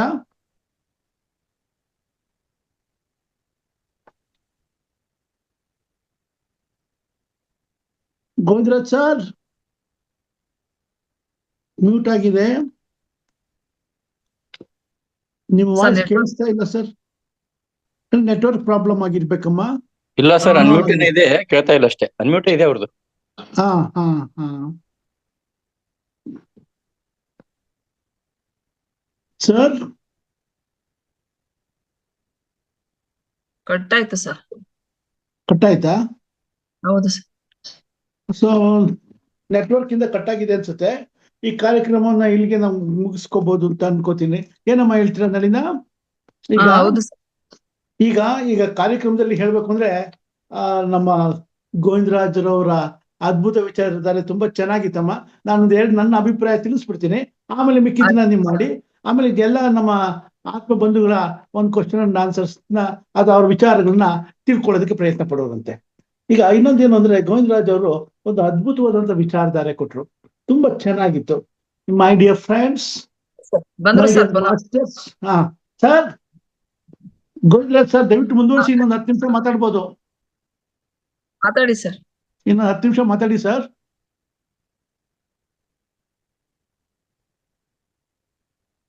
Sir unmute. ಮ್ಯೂಟ್ ಆಗಿದ್ದಾರೆ ಸರ್, ಅವರು ಕೇಳಿಸ್ತಾ ಇಲ್ಲ, ಮ್ಯೂಟ್ ಆಗಿದ್ದಾರೆ. ನಮಸ್ತೆ ಸರ್, ಕೇಳಿಸ್ತಾ ಇದೆ ಸರ್ ಈಗ? ಕರೆಕ್ಟ್ ಕೇಳಿಸ್ತಾ ಇದೆ ಸರ್. ಕೇಳಿಸ್ತಾ ಇದೆ. ನಿಮಿಷ ಮಾತಾಡ್ಬೋದು ಸರ್, ಮಾತಾಡಿ. ನಮ್ಮ ಎಲ್ಲಾ ಆತ್ಮ ಬಂಧುಗಳು ಇಷ್ಟಪಡ್ತಾ ಇದ್ದಾರೆ ನಿಮ್ಮ ಮಾತುಗಳನ್ನ. ನಿಮ್ಮ ವಿಚಾರಧಾರೆ ತುಂಬಾ ಚೆನ್ನಾಗಿ ಬರ್ತಾ ಇದೆ ಸರ್. ನೀವು ತುಂಬಾ ಚೆನ್ನಾಗಿ ಮಾತಾಡ್ತಿದ್ದೀರಾ. ಎಲ್ಲ ನಿಮ್ಮ ಏನ್ ಅನುಭವಗಳನ್ನ ಎಷ್ಟು ಸರಳವಾಗಿ ಹೇಳ್ಕೊಡ್ತಾ ಇದ್ದೀರಾ ಅಂತಂದ್ರೆ, ಒಂಥರ ರೆಡಿಮೇಡ್ ಒಂದು ಡ್ರಿಂಕ್, ಒಂದು ಪಾನೀಯವನ್ನ, ಒಂದು ವೈಟಮಿನ್ ಪಾನೀಯವನ್ನ ನೀವು ನಮಗ್ ಕೊಡ್ತಾ ಇದ್ದೀರಾ ಅನ್ಸ್ತಾ ಇದೆ. ತುಂಬಾ ಚೆನ್ನಾಗಿ ಬರ್ತಾ ಇದೆ ಸರ್. ಇನ್ನೊಂದು 10 ನಿಮಿಷ ಮುಂದುವರಿಸ್ಬಿಟ್ಟು ಈ ಕಾರ್ಯಕ್ರಮ ನಡೆಸ್ಕೊಡ್ಬೇಕು ಅಂತ ಕೇಳ್ಕೊತೀವಿ ಸರ್, ನಮ್ಮ ಎಲ್ಲ ಆತ್ಮ ಬಂಧುಗಳ ಪರವಾಗಿ. ಹೌದು ಸರ್, ಓಕೆ ಸರ್. ಅಂದ್ರೆ ಈಗ ನಾವು ಹಿಂದೆ ಕಟ್ಟಾಯ್ತಾ ಏನೋ ಗೊತ್ತಿಲ್ಲ, ಬಟ್ ಹಿಂದೆ ನಾವು ಈ ಸಾವಧಾನ ಮತ್ತೆ ಏಕಾಗ್ರತೆ ಧ್ಯಾನದ ಬಗ್ಗೆ ಮಾತಾಡ್ತಾ ಇದ್ವಿ. ಈಗ ಇಲ್ಲಿ ಈ ಸಾವಧಾನ ಧ್ಯಾನ ನಮ್ಮ ಈ ಪತ್ರಿಕೆ ಕಟ್ಕೊಟ್ಟಿರ್ತಕ್ಕಂಥ ಉದ್ದೇಶ ಏನು ಅಂತಂದ್ರೆ, ನಮಗೆ ನಾವು ಸೆಲ್ಫ್ ರಿಯಲೈಸೇಷನ್ ಮಾಡ್ಕೊಳ್ಬೇಕು ಅಂತಕ್ಕಂಥದ್ದನ್ನ ಕಟ್ಕೊಂಡಿದ್ದಾರೆ. ಇಲ್ಲಿನೂ ಸಹ ಅವ್ರು ಅಷ್ಟೇ, ಅಂದ್ರೆ ಕಾಲ್ ಕ್ರಾಸ್ ಮಾಡಿ ಕೈಗಳು ಜೋಡಿಸಿ ತುಂಬಾ ಸರಳವಾಗಿ, ಅಂದ್ರೆ ಇದನ್ನ ನಾವು ಅರ್ಥ ಮಾಡ್ಕೊಳ್ಳೋದಕ್ಕೆ ನಾವು ಹೋದಾಗ ಪತ್ರಿಕೆಯ ಉದ್ದೇಶ ಏನಿತ್ತು, ಅಥವಾ ಯಾಕೆ ಇದನ್ನ ಕೊಟ್ರು, ಅಥವಾ ಯಾಕೆ ಈ 3 ಸಂಬೋಧನೆಗಳನ್ನ ಬಳಸಿದ್ದಾರೆ ಅಂತಕ್ಕಂಥ ನಾವು ಇನ್ನೂ ಆಳವಾಗಿ ನಾವು ನೋಡೋದಾದ್ರೆ, ಅವರು 4 PSSMಗೆ 4 ತತ್ವಗಳನ್ನ ಇಟ್ಕೊಂಡಿದ್ದಾರೆ. ಅಂದ್ರೆ ಬುದ್ಧರ ಬುನಾದಿಗಳು ಅಂತ ಹೇಳ್ತಾರೆ. ಮೊದಲನೆಯದು ಏನು ಅಂತಂದ್ರೆ, ಅರ್ಜುನ ನನಗೆ ಭಗವದ್ಗೀತೆಯಲ್ಲಿ ಶ್ರೀಕೃಷ್ಣ ಪರಮಾತ್ಮ ಏನ್ ಹೇಳ್ತಾರೆ, ಏಕೀಭವ ಅರ್ಜುನ ಅಂತ. ಅಂದ್ರೆ ಎಲ್ಲರೂ ಯೋಗಿಗಳಾಗ್ಬೇಕು ಅಂತಕ್ಕಂಥದ್ದನ್ನ ಕರೆ ಕೊಡ್ತಾರೆ ಶ್ರೀಕೃಷ್ಣ ಪರಮಾತ್ಮ. ಎಲ್ಲರೂ ಯೋಗಿಗಳಾಗ್ಬೇಕು ಅಂತ. ಅದು ಮೊದಲನೆಯ ತತ್ವ, ಅಂದ್ರೆ ಮೊದಲನೆಯ ಬುನಾದಿ, ಅಂದ್ರೆ ಮೊದಲನೆಯ ಒಂದು ಪಿಲ್ಲರ್ ಅಂತ PSSM. ಆಗ ಪತ್ರಿಜಿಯವರು ಯೋಗಿಗಳನ್ನಾಗಿ ನಾನು ಮಾಡಬೇಕಾದ್ರೆ, ಈಗ ಆಗ ಎಲ್ಲಾನು ಸ್ಟಡಿ ಮಾಡಿದಾಗ ಏನಾಗುತ್ತೆ, ಆಗ ಪತಂಜಲಿ ಅವರದ್ದು ಬರುತ್ತೆ. ಅಂದ್ರೆ ಮನಸ್ಸೇ ಇಲ್ಲಿ ತುಂಬಾ ಇಂಪಾರ್ಟೆಂಟು. ಆ ಮನಸ್ಸನ್ನ ನಾವು ಜಯಿಸೋದೇ ಆದ್ರೆ ಆಗ ನಾವು ಯೋಗಿಗಳಾಗೋದಕ್ಕೆ ಸಾಧ್ಯತೆ ಇದೆ ಅಂತಕ್ಕಂಥದನ್ನ ಗಮನ ಹರಿಸಿದ್ದಾದ್ಮೇಲೆ, ಪತಂಜಲಿ ಹೇಳ್ತಕ್ಕಂಥ ಯೋಗ ಚಿತ್ತ ವೃತ್ತಿ ನಿರೋಧ ಅಂತಕ್ಕಂಥ ಒಂದು ಅಂಶನ ಚೆನ್ನಾಗಿ ಅಧ್ಯಯನ ಮಾಡ್ತಾರೆ. ಆಗ ಅಧ್ಯಯನ ಮಾಡಿದಾಗ ಆಗ ಈ ಯೋಗ ಚಿತ್ತ ವೃತ್ತಿ ನಿರೋಧ ಅಂತ ಅಂದ್ರೆ, ಯೋಗ ಅಂತಂದ್ರೆ ನಮ್ಮ ಮನಸ್ಸು, ಚಿತ್ತ ಅಂದ್ರೆ ಮನಸ್ಸು, ಮನಸ್ಸಿನಲ್ಲಿ ಎದ್ದಾಳ್ತಕ್ಕಂಥ ಅಲೆಗಳೇನಿದೆ, ಯೋಚನೆಗಳೇನಿದೆ, ಅವುಗಳನ್ನ ಶಬ್ದಗೊಳಿಸ್ತಕ್ಕಂಥದ್ದು. ಆ ಶಬ್ದಗೊಳಿಸೋದಕ್ಕೆ ಏನ್ ಮಾಡಬೇಕು, ಧ್ಯಾನ ಮಾಡಬೇಕು. ಹಾಗಾದ್ರೆ ಧ್ಯಾನ ಯಾವುದು ತುಂಬಾ ಇಂಪಾರ್ಟೆಂಟ್ ಅಂತ ಯೋಚನೆ ಮಾಡಿ. ಆಗ ಧ್ಯಾನಗಳಲ್ಲಿ ಎಲ್ಲನೂ ಸಹ, ಅಂದ್ರೆ ಈಗ 112 ಧ್ಯಾನಗಳಿದಾವೆ, 1001 ಧ್ಯಾನಗಳು ಬಂದವೆ. ಈಗ ಬೇಕಾದಷ್ಟು ನಾವು ನೋಡಬಹುದು. ಈ ಎಲ್ಲಾ ಧ್ಯಾನಗಳಲ್ಲೂ ಮುಖ್ಯವಾಗಿರ್ತಕ್ಕಂಥ ಈ ಒಂದು ಏನು ಅತ್ಯುನ್ನತವಾಗಿರತಕ್ಕಂಥ ಆಧ್ಯಾತ್ಮಿಕ ಒಂದು ಶಿಖರ ಏನು, ಅಲ್ಲಿಗೆ ನಾನು ಹೋಗ್ಬೇಕಾದ್ರೆ ಯಾವ್ದು ಅತ್ಯುನ್ನತ ಅಂತ ಗೊತ್ತಾಗುತ್ತೆ. ಆಗ ಅದು ಬುದ್ಧನಿಂದ ತಗೊಳ್ತಾರೆ ಅಲ್ಟಿಮೇಟ್. ಅಲ್ಲಿಗೆ ಈಗ ಫಸ್ಟ್ ಪಿಲ್ಲರ್ ಏನು, ಶ್ರೀಕೃಷ್ಣ ಪರಮಾತ್ಮ. ಸೆಕೆಂಡ್ ಪಿಲ್ಲರ್ ಏನು, ಪತಂಜಲಿ. 3ನೇ ಪಿಲ್ಲರ್ ಏನು, ಗೌತಮ ಬುದ್ಧ. 4ನೇ ಪಿಲ್ಲರ್ ಅಂದ್ರೆ ಇದನ್ನೆಲ್ಲ ನಾವು ತೆಗೆದುಕೊಂಡಾಗ, ಈಗ ನಾನು ಆನಾಪಾನಸತಿ ಧ್ಯಾನವನ್ನ ಮಾಡ್ತೀನಿ. ಧ್ಯಾನ ಮಾಡಿದಾಗ ಈಗ ಓಶ್ ಅವರದನ್ನ ಉತ್ಸಾಹ ಅಂತಕ್ಕಂಥದ್ದು ತಗೊಳ್ತಾರೆ. ಅಂದ್ರೆ ನಾವು ಪ್ರತಿನಿತ್ಯನೂ ಸಹ ಉತ್ಸಾಹದಿಂದ ಇರಬೇಕು, ಆನಂದದಿಂದ ಇರಬೇಕು. ಉದಾಹರಣೆಗೆ ನೀವು ಇದನ್ನ ಈ 4 ಪಿಲ್ಲರ್ಸ್ ಅನ್ನ ಇಟ್ಟುಕೊಂಡು ಇವ್ರು ಮಾಡಿದರೆ, ಇದಕ್ಕೆ ನಾನು ನಿಮಗೆ ಒಂದು ಸಿಂಪಲ್ ಎಕ್ಸಾಂಪಲ್ಸ್ ಹೇಳ್ತೀನಿ. ಯಾಕಂದ್ರೆ ನಾನು ಎಕ್ಸ್ಪೀರಿಯನ್ಸ್ ಮಾಡಿರ್ತಕ್ಕಂಥದನ್ನ. ನೀವು ಈಗ ಒಂದ್ ದಿವಸ ಎದ್ದ ತಕ್ಷಣ ನಾನು ಇವತ್ತು ಪೂರ್ತಿ ಆನಂದದಿಂದ, ನೀವೊಂದು ಈಗ ಧ್ಯಾನ ಮಾಡಿದಾಗ ಒಂದೊಂದು ನಿಮ್ಮ ಮುಖದಲ್ಲಿ ಒಂದು ಆನಂದದ ಒಂದು ಶೋಭೆ ಬರುತ್ತೆ. ಅದೇ ರೀತಿ ನಾನು ಸದಾ ಈ ಇಡೀ ದಿನನೂ ಸಹ ನಾನು ಆನಂದವಾಗೇ ನೋಡ್ತೀನಿ, ಎಲ್ಲಾನು ಆನಂದವಾಗೇ ಇರ್ತೀನಿ. ನಾನು ಏನೇ ಕೆಲಸ ಮಾಡ್ಬೇಕಾದ್ರೆ ಅದನ್ನ ನೀವು ಪೂರ್ತಿ ಸಾಯಂಕಾಲದವರೆಗೂ ಉಳಿಸ್ಕೊಂಡಿದ್ದೀರಾ ಅಂತ ಅಂದ್ರೆ, ಆ ಒಂದು ಎಕ್ಸ್ಪೀರಿಯನ್ಸ್ ಡಿಫ್ರೆಂಟ್ ಆಗಿ ನಿಮಗೆ ಕಾಣಿಸುತ್ತಿರೋದು. ಅದು ಅನುಭವಕ್ಕೆ ನೀವು ತಂದುಕೊಂಡ್ರೆ ಅದು ನೀವು ಪಡಿತಕ್ಕಂಥದ್ದನ್ನ ನೀವು ಯಾರನ್ನೂ ಅದನ್ನ ಕೊಡೋದಕ್ಕೆ ಸಾಧ್ಯತೆ ಇಲ್ಲ. ನೀವೇ ಪಡ್ಕೊಳ್ಬೇಕು. ಅದನ್ನ ನೀವು ಪಡಿತಾ ಹೋದ್ರೆ ನೀವು ಆನಂದದಿಂದ ಇರ್ತಕ್ಕಂಥ ಸಂದರ್ಭದಲ್ಲಿ ನೀವು ಕೆಲಸ ಮಾಡೋದಕ್ಕೂ ಹೋಗಿ ಎಲ್ಲ ಕೆಲಸಗಳು ಸಹ ಸಕ್ಸಸ್ ಆಗುತ್ತೆ. ಅಂದ್ರೆ ಇದನ್ನ ನಾವು ಅರ್ಥೈಸ್ಕೊಳ್ತಕ್ಕಂಥದ್ದನ್ನ ನಾವು ಅರ್ಥೈಸ್ಕೊಳ್ಬೇಕಾಗತ್ತೆ. ಈ ಒಂದು ನಿಟ್ಟಿನಲ್ಲಿ ಇದನ್ನೆಲ್ಲನೂ ಸಹ ಆ ಒಂದು ಬೇಸ್ ಏನಿತ್ತು ಆ ಬೇಸಿನ ಒಂದು ಆಧಾರವಾಗಿ ಇಟ್ಕೊಂಡನೆ ಮತ್ತೆ ಆಧ್ಯಾತ್ಮಿಕ ಒಂದು ವಿಜ್ಞಾನದ ಸಂಪೂರ್ಣ ಒಂದು ಸಂದೇಶ ಏನಿದೆ ಆ ಸಾರಾಂಶವನ್ನ ಈ ಒಂದು 3 ವಾಕ್ಯಗಳಲ್ಲಿ ಅವರು ಇಟ್ಟಿದ್ದಾರೆ. ಆ 3 ವಾಕ್ಯಗಳಲ್ಲಿ ಇಟ್ಟಿರ್ತಕ್ಕಂಥ ಅದಕ್ಕೆ ಈಗ ಅಲ್ಲಿ ಗೌತಮ ಬುದ್ಧರು ಏನ್ ಹೇಳ್ತಾರೆ, ಒಂದು 4 ಆರ್ಯ ಸತ್ಯಗಳಲ್ಲಿ ಫಸ್ಟ್ ಈ ಪ್ರಪಂಚ ಎಲ್ಲ ದುಃಖದಿಂದ ಕೂಡಿದೆ ಅಂತಕ್ಕಂಥದ್ದು. ಆ ದುಃಖದಿಂದ ಕೂಡಿರ್ತಕ್ಕಂಥದ್ದು ಯಾಕೆ ದುಃಖದಿಂದ ಕೂಡಿದೆ ಅಂತಂದ್ರೆ ನಮ್ಮಲ್ಲಿ ಮಿತ್ರತ್ವದ ಕೊರತೆ ಇದೆ. ಆ ಮಿತ್ರತ್ವವನ್ನ ನಾವು ಆ ಫ್ರೆಂಡ್ಶಿಪ್ ಅನ್ನ ಎಲ್ಲರೂ ನಾವು ಬೆಳೆಸ್ಕೊಂಡ್ರೆ ಈ ಜಗತ್ತಲ್ಲಿ ಯಾವುದೇ ಸಂಘರ್ಷಗಳಾಗೋದಕ್ಕೆ ಸಾಧ್ಯತೆ ಇಲ್ಲ. ಮತ್ತೆ ಯಾವುದೇ ಸಂಘರ್ಷಗಳಾಗಿಲ್ಲ ಅಂತ ಅಂದ್ರೆ ನಾವೆಲ್ಲನೂ ಶಾಂತಯುತವಾಗಿ ನಾವು ಇರೋದಕ್ಕೆ ಸಾಧ್ಯತೆ ಇದೆ. ನೋಡಿ ಆ ಮಿತ್ರತ್ವ ಈಗ ಅದಕ್ಕೇನೆ ನಮ್ಮ ಸೈಕಲಾಜಿಕಲ್ ಅಲ್ಲೂ ಈಗ ಏನ್ ಹೇಳ್ತೀವಿ, ಈಗ ಮಕ್ಕಳು ಈಗ ನಮ್ಮ ಮಾತು ಕೇಳ್ತಾ ಇಲ್ಲ ಅಂತ ನಾವು ಸೈಕಾಲಜಿಸ್ಟ್ ಹತ್ರಕ್ಕೆ ನಾವು ಕೌನ್ಸಿಲಿಂಗ್ ಹೋದ್ರೆ ಅವ್ರು ಏನ್ ಹೇಳ್ತಾರೆ, ಫಸ್ಟ್ ನಿಮ್ಮ ಮಕ್ಕಳ ಜೊತೆಲಿ ಫ್ರೆಂಡ್ಶಿಪ್ ಅನ್ನ ಬೆಳೆಸಿ, ಫ್ರೆಂಡ್ ಆಗಿರಿ. ನೀವು ತಂದೆ ಅಥವಾ ತಾಯಿಯಾಗಿ ನೀವು ಆ ದರ್ಪಣ ಆ ಒಂದು ಇದನ್ನ ನೀವು ತೋರಿಸೋದಕ್ಕೆ ಹೋಗ್ಬೇಡಿ ಅಂತಕ್ಕಂಥದ್ದನ್ನ ಹೇಳ್ತಾರೆ. ಅಂದ್ರೆ ಅದರ ಅರ್ಥ ಏನಿದೆ ಇಲ್ಲಿ ನಾವು ಹೇಳ್ತಕ್ಕಂಥದ್ದು ಕಂಪ್ಲೀಟ್ ಆಗಿ ಮಿತ್ರತ್ವವನ್ನ ನಾವು ಬಳಸ್ಕೊಂಡಾಗ ನಮ್ಮ ಫ್ಯಾಮಿಲಿಯಲ್ಲೂ ಸಹ ನಾವು ಮಕ್ಕಳೊಂದಿಗೆ, ತಂದೆಯೊಂದಿಗೆ ಅಥವಾ ಅಕ್ಕ ಅಂದ್ರೊಂದಿಗೆ ಮತ್ತೆ ಎಲ್ಲರೊಂದಿಗೆ, ಹೆಂಡತಿಯೊಂದಿಗೆ, ಗಂಡನೊಂದಿಗೆ ಎಲ್ಲರೊಂದಿಗೂ ನಾವು ಮಿತ್ರತ್ವನೇ ನಾವು ಅಳವಡಿಸ್ಕೊಂಡಾಗ ಏನಾಗುತ್ತೆ, ನಮ್ಮ ಎಷ್ಟೋ ಸಮಸ್ಯೆಗಳು ಬಗೆಹರಿತವೆ ಫ್ರೆಂಡ್ ಆಗಿದ್ದಾಗ. ನಮ್ಮಲ್ಲಿ ಈ ಸಾಂಸಾರಿಕ ಸಮಸ್ಯೆಗಳನ್ನ ಉದ್ಭವ ಮಾಡ್ಕೊಳ್ಳೋದಕ್ಕೆ ಸಾಧ್ಯತೆ ಇಲ್ಲ ಅಂತಕ್ಕಂಥದ್ದು. ಅದೇ ರೀತಿಯಲ್ಲಿ ಆ ಮಿತ್ರತ್ವದಲ್ಲೇನೆ ನಾನು ಮಾಸ್ಟರ್ ಆಗ್ಬಿಟ್ರೆ, ಅದನ್ನೇ ನಾನು ಸಮಾಜದಲ್ಲೂ ಅಳವಡಿಸ್ಕೊಂಡ್ರೆ, ಅಂದ್ರೆ ಒಂದು ವೃತ್ತಿ ಮಾಡೋ ಹತ್ರನೂ ನಾನು ಆ ಮಿತ್ರತ್ವವನ್ನು ಅಳವಡಿಸ್ಕೊಂಡ್ರೆ, ಮತ್ತೆ ಎಲ್ಲ ಜಾತಿಗಳ ಒಂದು ಜನರಲ್ಲೂ ಸಹ ನಾನು ಅಳವಡಿಸ್ಕೊಂಡ್ರೆ, ಮತ್ತೆ ಎಲ್ಲ ಧರ್ಮಗಳಲ್ಲಿ ಇರ್ತಕ್ಕಂಥ ಜನರಲ್ಲೂ ಸಹ ನಾನು ಮಿತ್ರತ್ವದಿಂದ ನೋಡದೆ ನಾನು ಅಳವಡಿಸ್ಕೊಂಡ್ರೆ, ಆಗ ಸಮಾಜದ ಒಂದು ಶಾಂತಿನೂ ಸಹ ನಾವು ಕಾಪಾಡೋದಕ್ಕೆ ಸಾಧ್ಯತೆ ಇದೆ ಅಂತಕ್ಕಂಥದ್ದನ್ನ ನಾವು ಇಲ್ಲಿ ಅಳವಡಿಸ್ಕೊಳ್ಬೋದು, ಯೋಚನೆ ಮಾಡಬೇಕಾಗುತ್ತೆ. ಆಮೇಲೆ ಈಗ ಕುಟುಂಬದ ಶಾಂತಿ ಬಂತು, ಸಾಮಾಜಿಕ ಶಾಂತಿ ಇದೆ. ಈಗ ನಾನು ಧ್ಯಾನವನ್ನ ನಾನು ಮಾಡಿಕೊಂಡು ನನ್ನ ಅಳವಡಿಸ್ಕೊಳ್ತಾ ಇದ್ದೀನಿ ಅಂತ ಅಂದ್ಮೇಲೆ ನನಗೆ ಶಾಂತಿಯನ್ನು ನಾನು ಹುಡುಕೋದಕ್ಕೆ ಇನ್ನರ್ ಜರ್ನಿ ಸ್ಟಾರ್ಟ್ ಆಗುತ್ತೆ. ಇನ್ನರ್ ಜರ್ನಿ ಸ್ಟಾರ್ಟ್ ಆದಾಗ ನಾನು ಈಗಾಗಲೇ ಹೇಳದಂತೆ ಇವ್ಯಾವುದು ನಾನಲ್ಲ, ನಾನು ಒಂದು ಚೇತನ, ನಾನು ಒಂದು ಬ್ರಹ್ಮ, ನಾನು ಪರಬ್ರಹ್ಮ, ನಾನು ಆ ಸ್ವರೂಪದಲ್ಲಿ ನಾನಿದ್ದೀನಿ. ಆದ್ರೆ ಇದನ್ನೆಲ್ಲ ಎಕ್ಸ್ಪೀರಿಯನ್ಸ್ ಮಾಡ್ತಾ ಇದ್ದೀನಿ. ಅಂದ್ರೆ ಇವೆಲ್ಲ ಅಪಿಯರೆನ್ಸ್ ಆಗ್ತಾ ಇದೆ, ಅಪಿಯರೆನ್ಸ್ ಅಲ್ಲಿ ನೋಡ್ತಾ ಇದ್ದೀನಿ. ಬಟ್ ಒಳಗಡೆ ಏನಿದೆ, ಒಳಗಡೆ ಸತ್ಯ ಇರತಕ್ಕಂಥದ್ದು ನಾನು ಬ್ರಹ್ಮನೇ. ಆ ಬ್ರಹ್ಮನೇ ಇದು ಅನುಭವವನ್ನು ಪಡ್ಕೊಳ್ತಾ ಇರತಕ್ಕಂಥದ್ದು. ಬಾಡಿ ಏನಿದೆ, ದೇಹ ಏನಿದೆ, ಬುದ್ಧಿ ಏನಿದೆ, ಮೈಂಡ್ ಏನಿದೆ, ಇವೆಲ್ಲ ಅಪಿಯರೆನ್ಸ್, ನಮಗೆ ಕಾಣಿಸ್ತಾ ಇರತಕ್ಕಂಥ ಒಂದು ಅಪಿಯರೆನ್ಸ್ ಅಂತಕ್ಕಂಥ ಒಂದು ಭಾವಕ್ಕೆ ನಾವು ಇದೇ ಅಲ್ಟಿಮೇಟ್ ಟ್ರೂತ್ ಅಂತ ಆಧ್ಯಾತ್ಮಿಕ ಸತ್ಯದಲ್ಲಿ ನಾವು ತಿಳ್ಕೊಳ್ಬೇಕಾಗುತ್ತೆ. ಇದನ್ನ ನಾವು ತಿಳ್ಕೊಂಡಾಗ ಆಗ ನಾವು ಆಧ್ಯಾತ್ಮಿಕ ಒಂದು ಏನು ಆತ್ಮಜ್ಞಾನ ಅಥವಾ ಬ್ರಹ್ಮಜ್ಞಾನ ಅಂತ ಏನು ಕರಿತೀವಿ ಅದನ್ನ ನಾವು ಪಡೆದಂತೆ ಆಗುತ್ತೆ. ಅದನ್ನ ಅಳವಡಿಸ್ಕೊಂಡಾಗ ಆ ಭಾವಕ್ಕೆ ನಾನು ಹೋಗ್ಬೇಕು. ಆ ಭಾವಕ್ಕೆ ನಾನು ಹೋಗಿಲ್ಲ ಅಂದ್ರೆ ಬರೋದಕ್ಕೆ ಚಾನ್ಸಸ್ ಇದೆ. ಅದನ್ನ ನಾವು ಅರ್ಥ ಮಾಡ್ಕೊಳ್ಬೇಕು. ಇಲ್ಲಿ ಒಟ್ಟಾರೆ ನನಗೆ ಅರ್ಥ ಆಗಿತ್ತು ಏನು ಅಂದ್ರೆ ನಮ್ಮ ಭಾವನೆ ತುಂಬಾ ಬಹಳ ಇಂಪಾರ್ಟೆಂಟ್ ಅಂತಕ್ಕಂಥದ್ದು ನನಗೆ ಅರ್ಥ ಆಗುತ್ತೆ. ಅಂದ್ರೆ ನಮ್ಮ ಭಾವನೆಯ ಮೇಲೇನೆ ಇದು ನಿಂತಿದೆ ಅಂತಕ್ಕಂಥದ್ದು. ನಾನು ಭಾವನೆಯನ್ನ ನಾನು ಯಾವ ತರ ನೋಡ್ತೀನಿ ಪ್ರತಿಯೊಬ್ಬರನ್ನು ಅಂತಕ್ಕಂಥದ್ರಲ್ಲಿ ಇದು ಅಡಗಿದೆ. ಆ ಭಾವದಿಂದ ನಾನು ನೋಡ್ತಕ್ಕಂಥದಕ್ಕೆ ನಾನು ಕಲಿಬೇಕಾಗತ್ತೆ.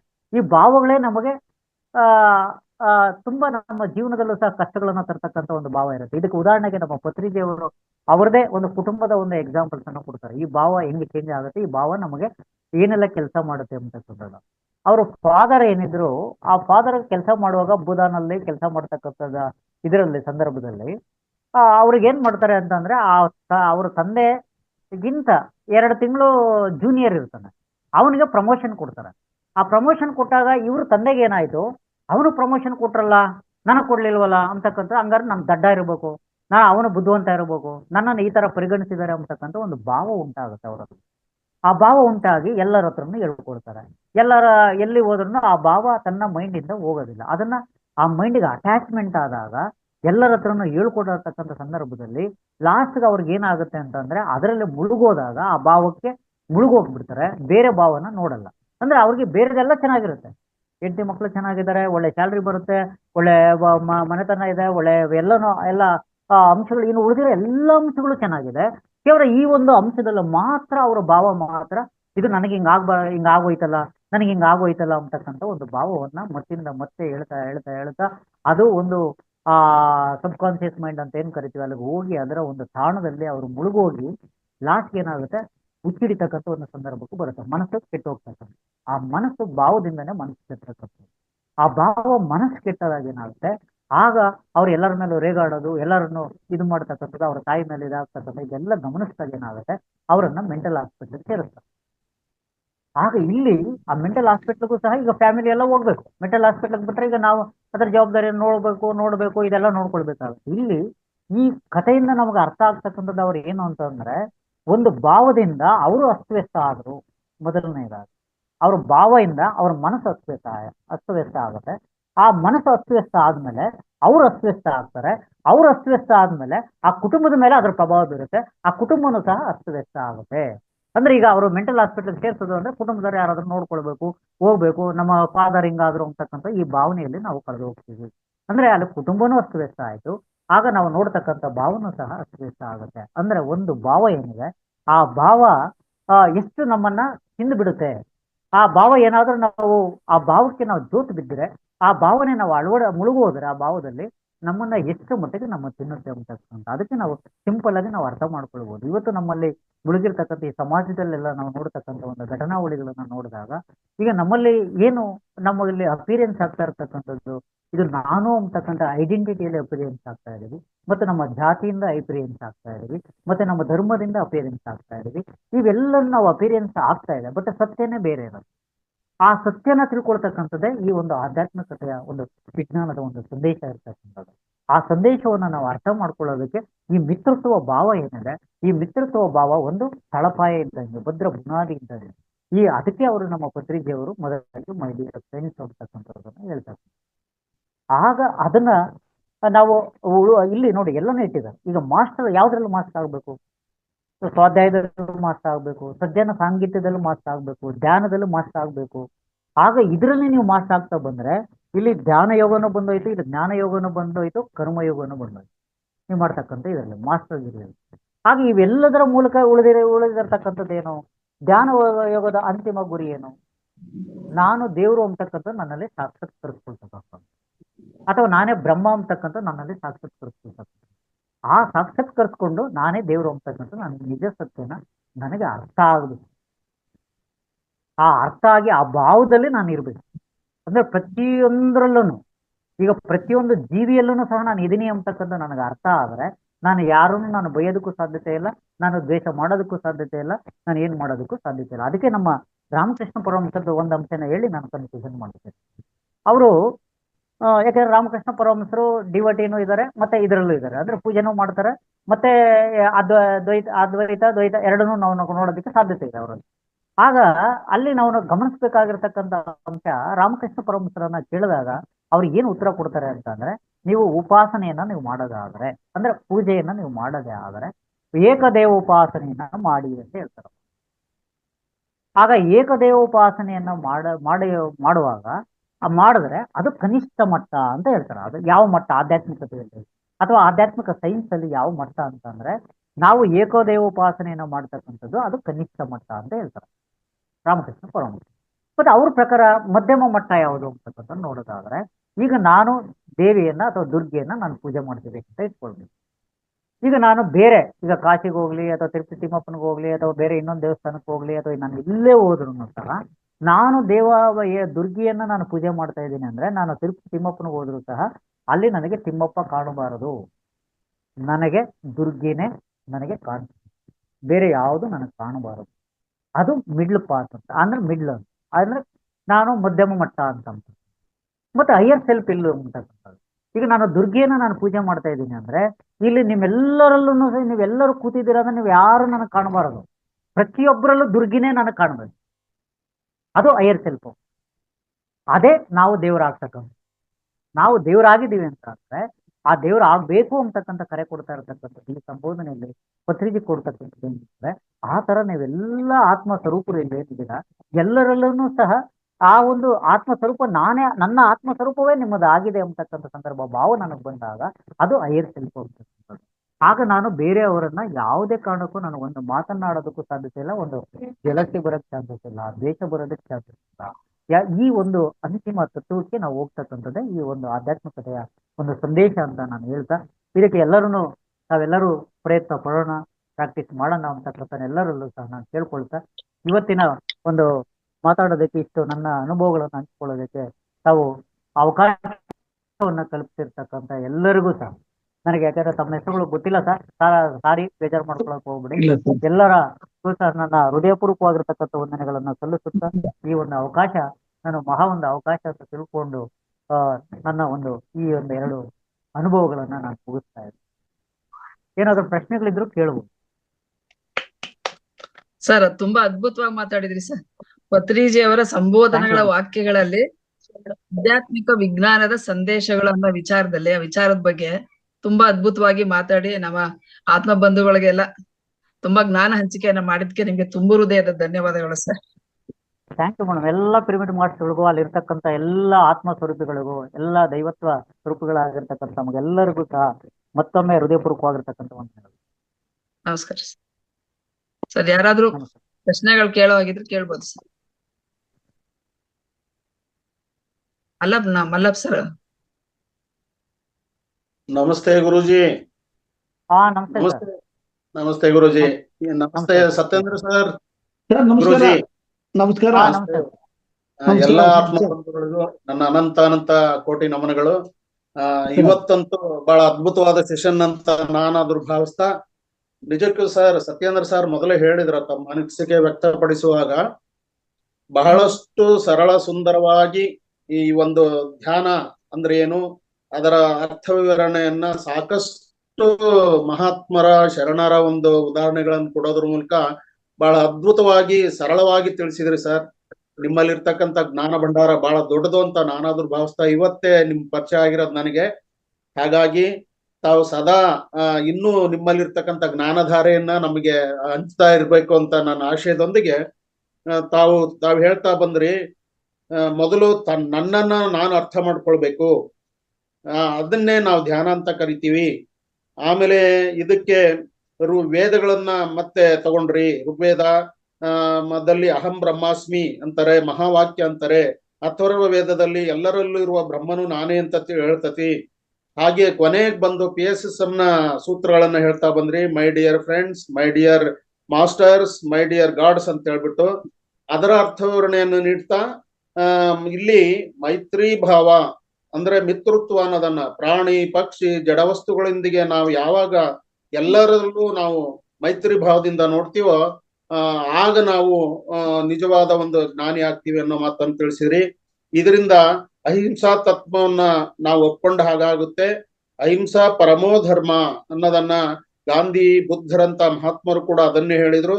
ಭಕ್ತಿ ಮಾರ್ಗದಲ್ಲಿ ಬೇಡಿಕೆಗಳೊಂದಿಗೆ ಪ್ರಾರ್ಥನೆ ಮಾಡ್ತೇವೆ, ಆದ್ರೆ ಧ್ಯಾನ ಮಾರ್ಗದಲ್ಲಿ ಧ್ಯಾನವನ್ನ ಕಲಿತು ನಂತರ ಧ್ಯಾನ ಮಾಡಬೇಕು, ನಂತರ ಸಜ್ಜನ ಸಾಂಗತ್ಯವನ್ನ ಕೈಗೊಳ್ಳಬೇಕು, ನಂತರ ಧ್ಯಾನದಿಂದ ಬಂದ ಜ್ಞಾನವನ್ನ ನಾವು ಪ್ರಚಾರ ಮಾಡಬೇಕು. ಒಟ್ಟಾರೆ ನಾವು ಇದೆಲ್ಲವನ್ನು ಆಚರಣೆಯಲ್ಲಿ ತಂದ್ರೆ ಮಾತ್ರ ಅದು ಸಾರ್ಥಕ ಅನ್ನೋ ಮಾತನ್ನ ತಿಳಿಸಿರಿ. ಹಾಗೆ ಮುಂದೋಗ್ತಾ ಅದ್ವೈತವನ್ನ ಪೂಜ್ಯ ಶಂಕರಾಚಾರ್ಯರು ಏನು ದ್ವೈತ ಮತ್ತು ಅದ್ವೈತ ಎರಡನ್ನೂ ಹೇಳಿದ್ರು. ಅವರು ಅಲ್ಲಿ ಒಂದು ವಿದ್ಯಾರಣ್ಯರ ಶಿಷ್ಯರ ಕಥೆಯನ್ನ 10 ಜನರ ಕೌಂಟ್ ಮಾಡೋದನ್ನ ಹೇಳಿದ್ರೆ ಬಹಳ ಸುಂದರವಾಗಿತ್ತು. ಹಾಗೆಯೇ ಅದನ್ನ ಕೊನೆಗೆ ಗುರುಗಳು ಅದನ್ನ ತಿಳಿಸಿದ್ರು. ಬೆರಳನ್ನ ನಿನ್ ಕಡೆ ತೋರಿಸ್ಬಿಟ್ಟು ನಿನ್ ಸೇರ್ಸ್ 10 ಜನ ಅಂತ ಹೇಳ್ಬಿಟ್ಟು ಅವರಲ್ಲಿ ಇರ್ತಕ್ಕಂಥ ಅಜ್ಞಾನವನ್ನ ಹೇಗೆ ಪರಿಹರಿಸಿದ್ರು ಅಂತ ತಿಳಿಸಿದ್ರಿ. ಜೊತೆಗೆ ಭೌತಿಕ ಶರೀರವನ್ನೇ ನಾವು ನಾನು ಎಂಬ ಭ್ರಮೆಯಲ್ಲಿ ಇರ್ತೇವೆ, ಅದನ್ನ ಬಿಡಬೇಕು. ಪಂಚಕೋಶಗಳ ಬಗ್ಗೆ ನಾವು ಅರಿಬೇಕು. ಪಂಚಕೋಶಗಳಾದ ಅನ್ನಮಯ, ಪ್ರಾಣಮಯ, ಮನೋಮಯ, ವಿಜ್ಞಾನಮಯ, ಆನಂದಮಯ ಕೋಶಗಳನ್ನ ಅವುಗಳ ಬಗ್ಗೆ ತಾವು ತಿಳ್ಕೋಬೇಕು. ಅನ್ನಮಯದಲ್ಲಿ ಶರೀರ ಬೆಳಿತತಿ, ಪ್ರಾಣಮಯದಲ್ಲಿ ಮನಸ್ಸು, ಹೀಗೆ ಮನೋಮಯದಲ್ಲಿ ಒಂದೊಂದನ್ನು ಸಾಕಷ್ಟು ಉದಾಹರಣೆ ಮೂಲಕ ತಿಳಿಸಿದ್ರಿ ಸರ್. ನೀನು ಬ್ರಹ್ಮ ಅಂತ ತಿಳ್ಕೋಬೇಕು, ಪರಬ್ರಹ್ಮ ಅಂದ್ರೂ ದೇವ್ರು ಅಂದ್ರೆ ಇಬ್ರು ಒಂದೇ ಅನ್ನೋದನ್ನ ನೀವು ಅರ್ಥ ಮಾಡ್ಕೊಂಡಾಗ ಮಾತ್ರ ಅದು ಸಾಧ್ಯ ಅಂತ ಹೇಳಿದ್ರಿ. ಜೊತೆಗೆ ಶಂಕರರು ಪೂಜೆ ಮತ್ತು ಸ್ತೋತ್ರ ಎರಡನ್ನೂ ಮಾಡ್ತಾ ಇದ್ರು. ಪೂಜೆ ಸ್ತೋತ್ರ ಅನ್ನೋದನ್ನ ತಿಳಿಸಿದ್ರು. ಜೊತೆಗೆ ಜೀವಾತ್ಮ ಪರಮಾತ್ಮ ಎರಡೂ ಒಂದೇ ಅಂತ ಹೇಳಿದ್ರು ಅಂತ ಹೇಳಿದ್ರಿ ಸರ್. ಹಾಗೆ ಆಕಾಶದ ಬಗ್ಗೆ ಸಾಕಷ್ಟು ವಿವರಣೆ ನೀಡ್ತಾ ಅದಕ್ಕೆ ಬಣ್ಣ ಇಲ್ಲ, ಅದು ನಿಜವಾದ ಸತ್ಯ ಅಂತ ನಮಗೆ ಅರ್ಥ ಆಗಬೇಕು. ಅದನ್ನ ಅರ್ಥ ಮಾಡ್ಕೊಂಡ್ರೆ ಮಾತ್ರ ನಾವು ಉನ್ನತಿ ಹೊಂದಿದೀವಿ ಅಂತ ಅರ್ಥ ತಿಳಿಸಿದ್ರಿ. ಹಾಗಾಗಿ ಏಕತೆಯ ಧ್ಯಾನ, ಸಾವಧಾನ ಧ್ಯಾನ ಅಂತ ನಮ್ಮ ಭಾರತೀಯ ಪದ್ಧತಿಯಲ್ಲಿವೆ. ಅದರಲ್ಲಿ ಏಕತೆಯ ಧ್ಯಾನಕ್ಕಿಂತ ಸಾವಧಾನ ಧ್ಯಾನವೇ ಬಹಳ ಮುಖ್ಯವಾದದ್ದು ಅಂತ ತಿಳಿಸಿದ್ರಿ.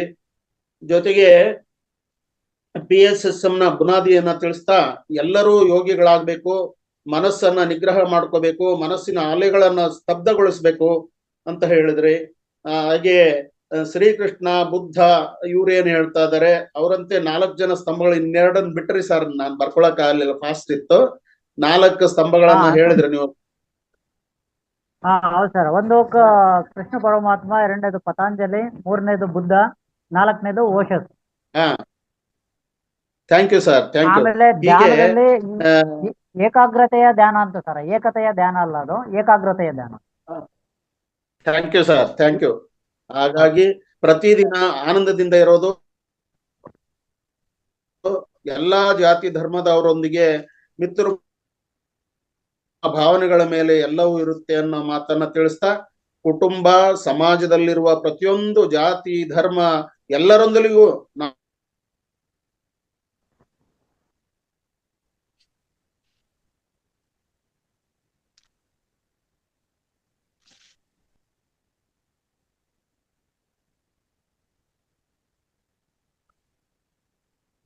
ಮಾತ್ರ ಬದುಕೋದನ್ನು ಕಲ್ತ್ರೆ ಒಳ್ಳೆ ಒಂದು ಅವಕಾಶಕ್ಕಾಗಿ ಬಹಳ ಸಮಯ ತಗೊಂಡೆ. ಇಲ್ಲಿ ಇನ್ನೂ ಬಹಳಷ್ಟು ಜನ ಪ್ರಶ್ನೆ ಕೇಳಿರ್ತಾರೆ. Thank you so much sir, thank you so much, thank you so much. ಧನ್ಯವಾದಗಳು ಮಲ್ಲಪ್ಪ ನಾಯ್ಕ್ರೆ. ಥ್ಯಾಂಕ್ ಯು ಅಮ್ಮ, ಥ್ಯಾಂಕ್ ಯು ನಳಿನ ಮೇಡಮ್, ತಮಗೂ ಕೂಡ. ಹಾಗೆ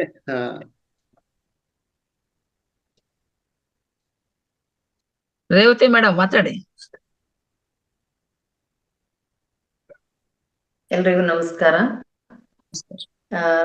ನಂದೊಂದು ಅಭಿಪ್ರಾಯ ಏನು ಅಂತಂದ್ರೆ, ನಾವೀಗ ಧ್ಯಾನವನ್ನ ಮಾಡ್ತೇವೆ, ಆದ್ರೆ ಈ ಸಂದರ್ಭದಲ್ಲಿ ಅನೇಕ ಜನ ನಮ್ಮ ಸಂಪರ್ಕದಲ್ಲೂ ಇರ್ತಾರೆ. ಜೊತೆಗೆ ಯಾರಾದ್ರೂ ಮನೆಗೆ ಬಂದವರು ಸಹ ಇದೇನು, ಯಾಕೆ ಮಾಡ್ತೀರಾ ಅಂತ ಕೇಳತಕ್ಕಂತ ಒಂದು ಅನುಭವ ನನಗೂ ಸಹ ಆಗಿದೆ. ಸೊ ಇಂಥ ಸಂದರ್ಭದಲ್ಲಿ ಇವತ್ತಿನ ನಮ್ಮ ಗೋವಿಂದರಾಜ್ ಸರ್ ಅವ್ರು ಏನ್ ಹೇಳಿದ್ದಾರೆ, ಇದು ಒಂದು ಒಳ್ಳೆಯ ಕಾನ್ಫಿಡೆನ್ಸ್ ಅನ್ನ ಕೊಟ್ಟಿದೆ. ಯಾಕಂತಂದ್ರೆ ನಾವು ಧ್ಯಾನ ಮಾಡ್ತಾ ಇದ್ದೇವೆ, ಅದು ಯಾಕೆ, ಹೇಗೆ, ಅದರಲ್ಲಿ ನಾವು ಏನನ್ನ ಅನುಭವಿಸ್ತಾ ಇದ್ದೇವೆ, ಏನ್ ನಾವು ಕಾಣ್ತಾ ಇದ್ದೇವೆ ಅಂತ ಹೇಳತಕ್ಕಂಥದನ್ನ ತುಂಬಾ ಅರ್ಥಪೂರ್ಣವಾಗಿ ನಮಗೆ ತಿಳಿಸ್ಕೊಟ್ಟಿದ್ದಾರೆ. ನಿಜವಾಗ್ಲೂ ಅವರಿಗೆ ಧನ್ಯವಾದಗಳು. ಯಾಕಂತಂದ್ರೆ ಈ ಧ್ಯಾನದಲ್ಲಿ ಹೆಚ್ಚು ಹೆಚ್ಚು ಜನಗಳು ಮುಂದೆ ಬರ್ಬೇಕಾದ್ರೆ ನಾವು ಅವರ ಮನವೊಲಿಸುವುದಕ್ಕಿಂತ ಅವರಿಗೆ ಅರ್ಥವನ್ನ ಮಾಡಿ ಅವರು ನಿಜ ಇದು ಅಂತ ಕಂಡುಕೊಳ್ಳೋದಕ್ಕೆ ಪ್ರಯತ್ನ ಮಾಡತಕ್ಕಂಥದ್ದು ಬಹಳ ಬಹಳ ಮುಖ್ಯ. ಇದಕ್ಕೆ ತುಂಬಾ ಹೆಲ್ಪ್ ಆಯ್ತು ಅಂತ ಹೇಳಿ ಗೋವಿಂದರಾಜ್ ಸರ್ ಅವರಿಗೆ ಧನ್ಯವಾದಗಳು, ಹಾಗೂ ಎಲ್ರಿಗೂ ಸಹ ಧನ್ಯವಾದಗಳು.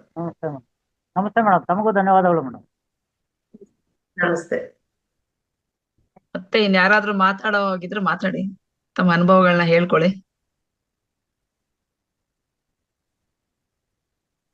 ಸರ್ ಸತ್ಯೇಂದ್ರ ಸರ್, ನೀವೇ ಮಾತಾಡಿ ಸರ್, ನಿಮ್ಮ ಅನುಭವ. ನಮ್ಮ ಗೋವಿಂದರಾಜ್ ಸರ್ ಅವ್ರು ಮಾತಾಡಿದ್ರ ಬಗ್ಗೆ ನಾನು ಏನ್ ಹೇಳ್ಬೇಕು ಅಂತಿದ್ದೆ ಅದನ್ನ ಮಲ್ಲಪ್ಪ ನಾಯ್ಕರೇ ಹೇಳ್ಬಿಟ್ಟಿದ್ದಾರೆ. ಅದೊಂದು ಸಿಂಹಾವಲೋಕನ ಇತ್ತು.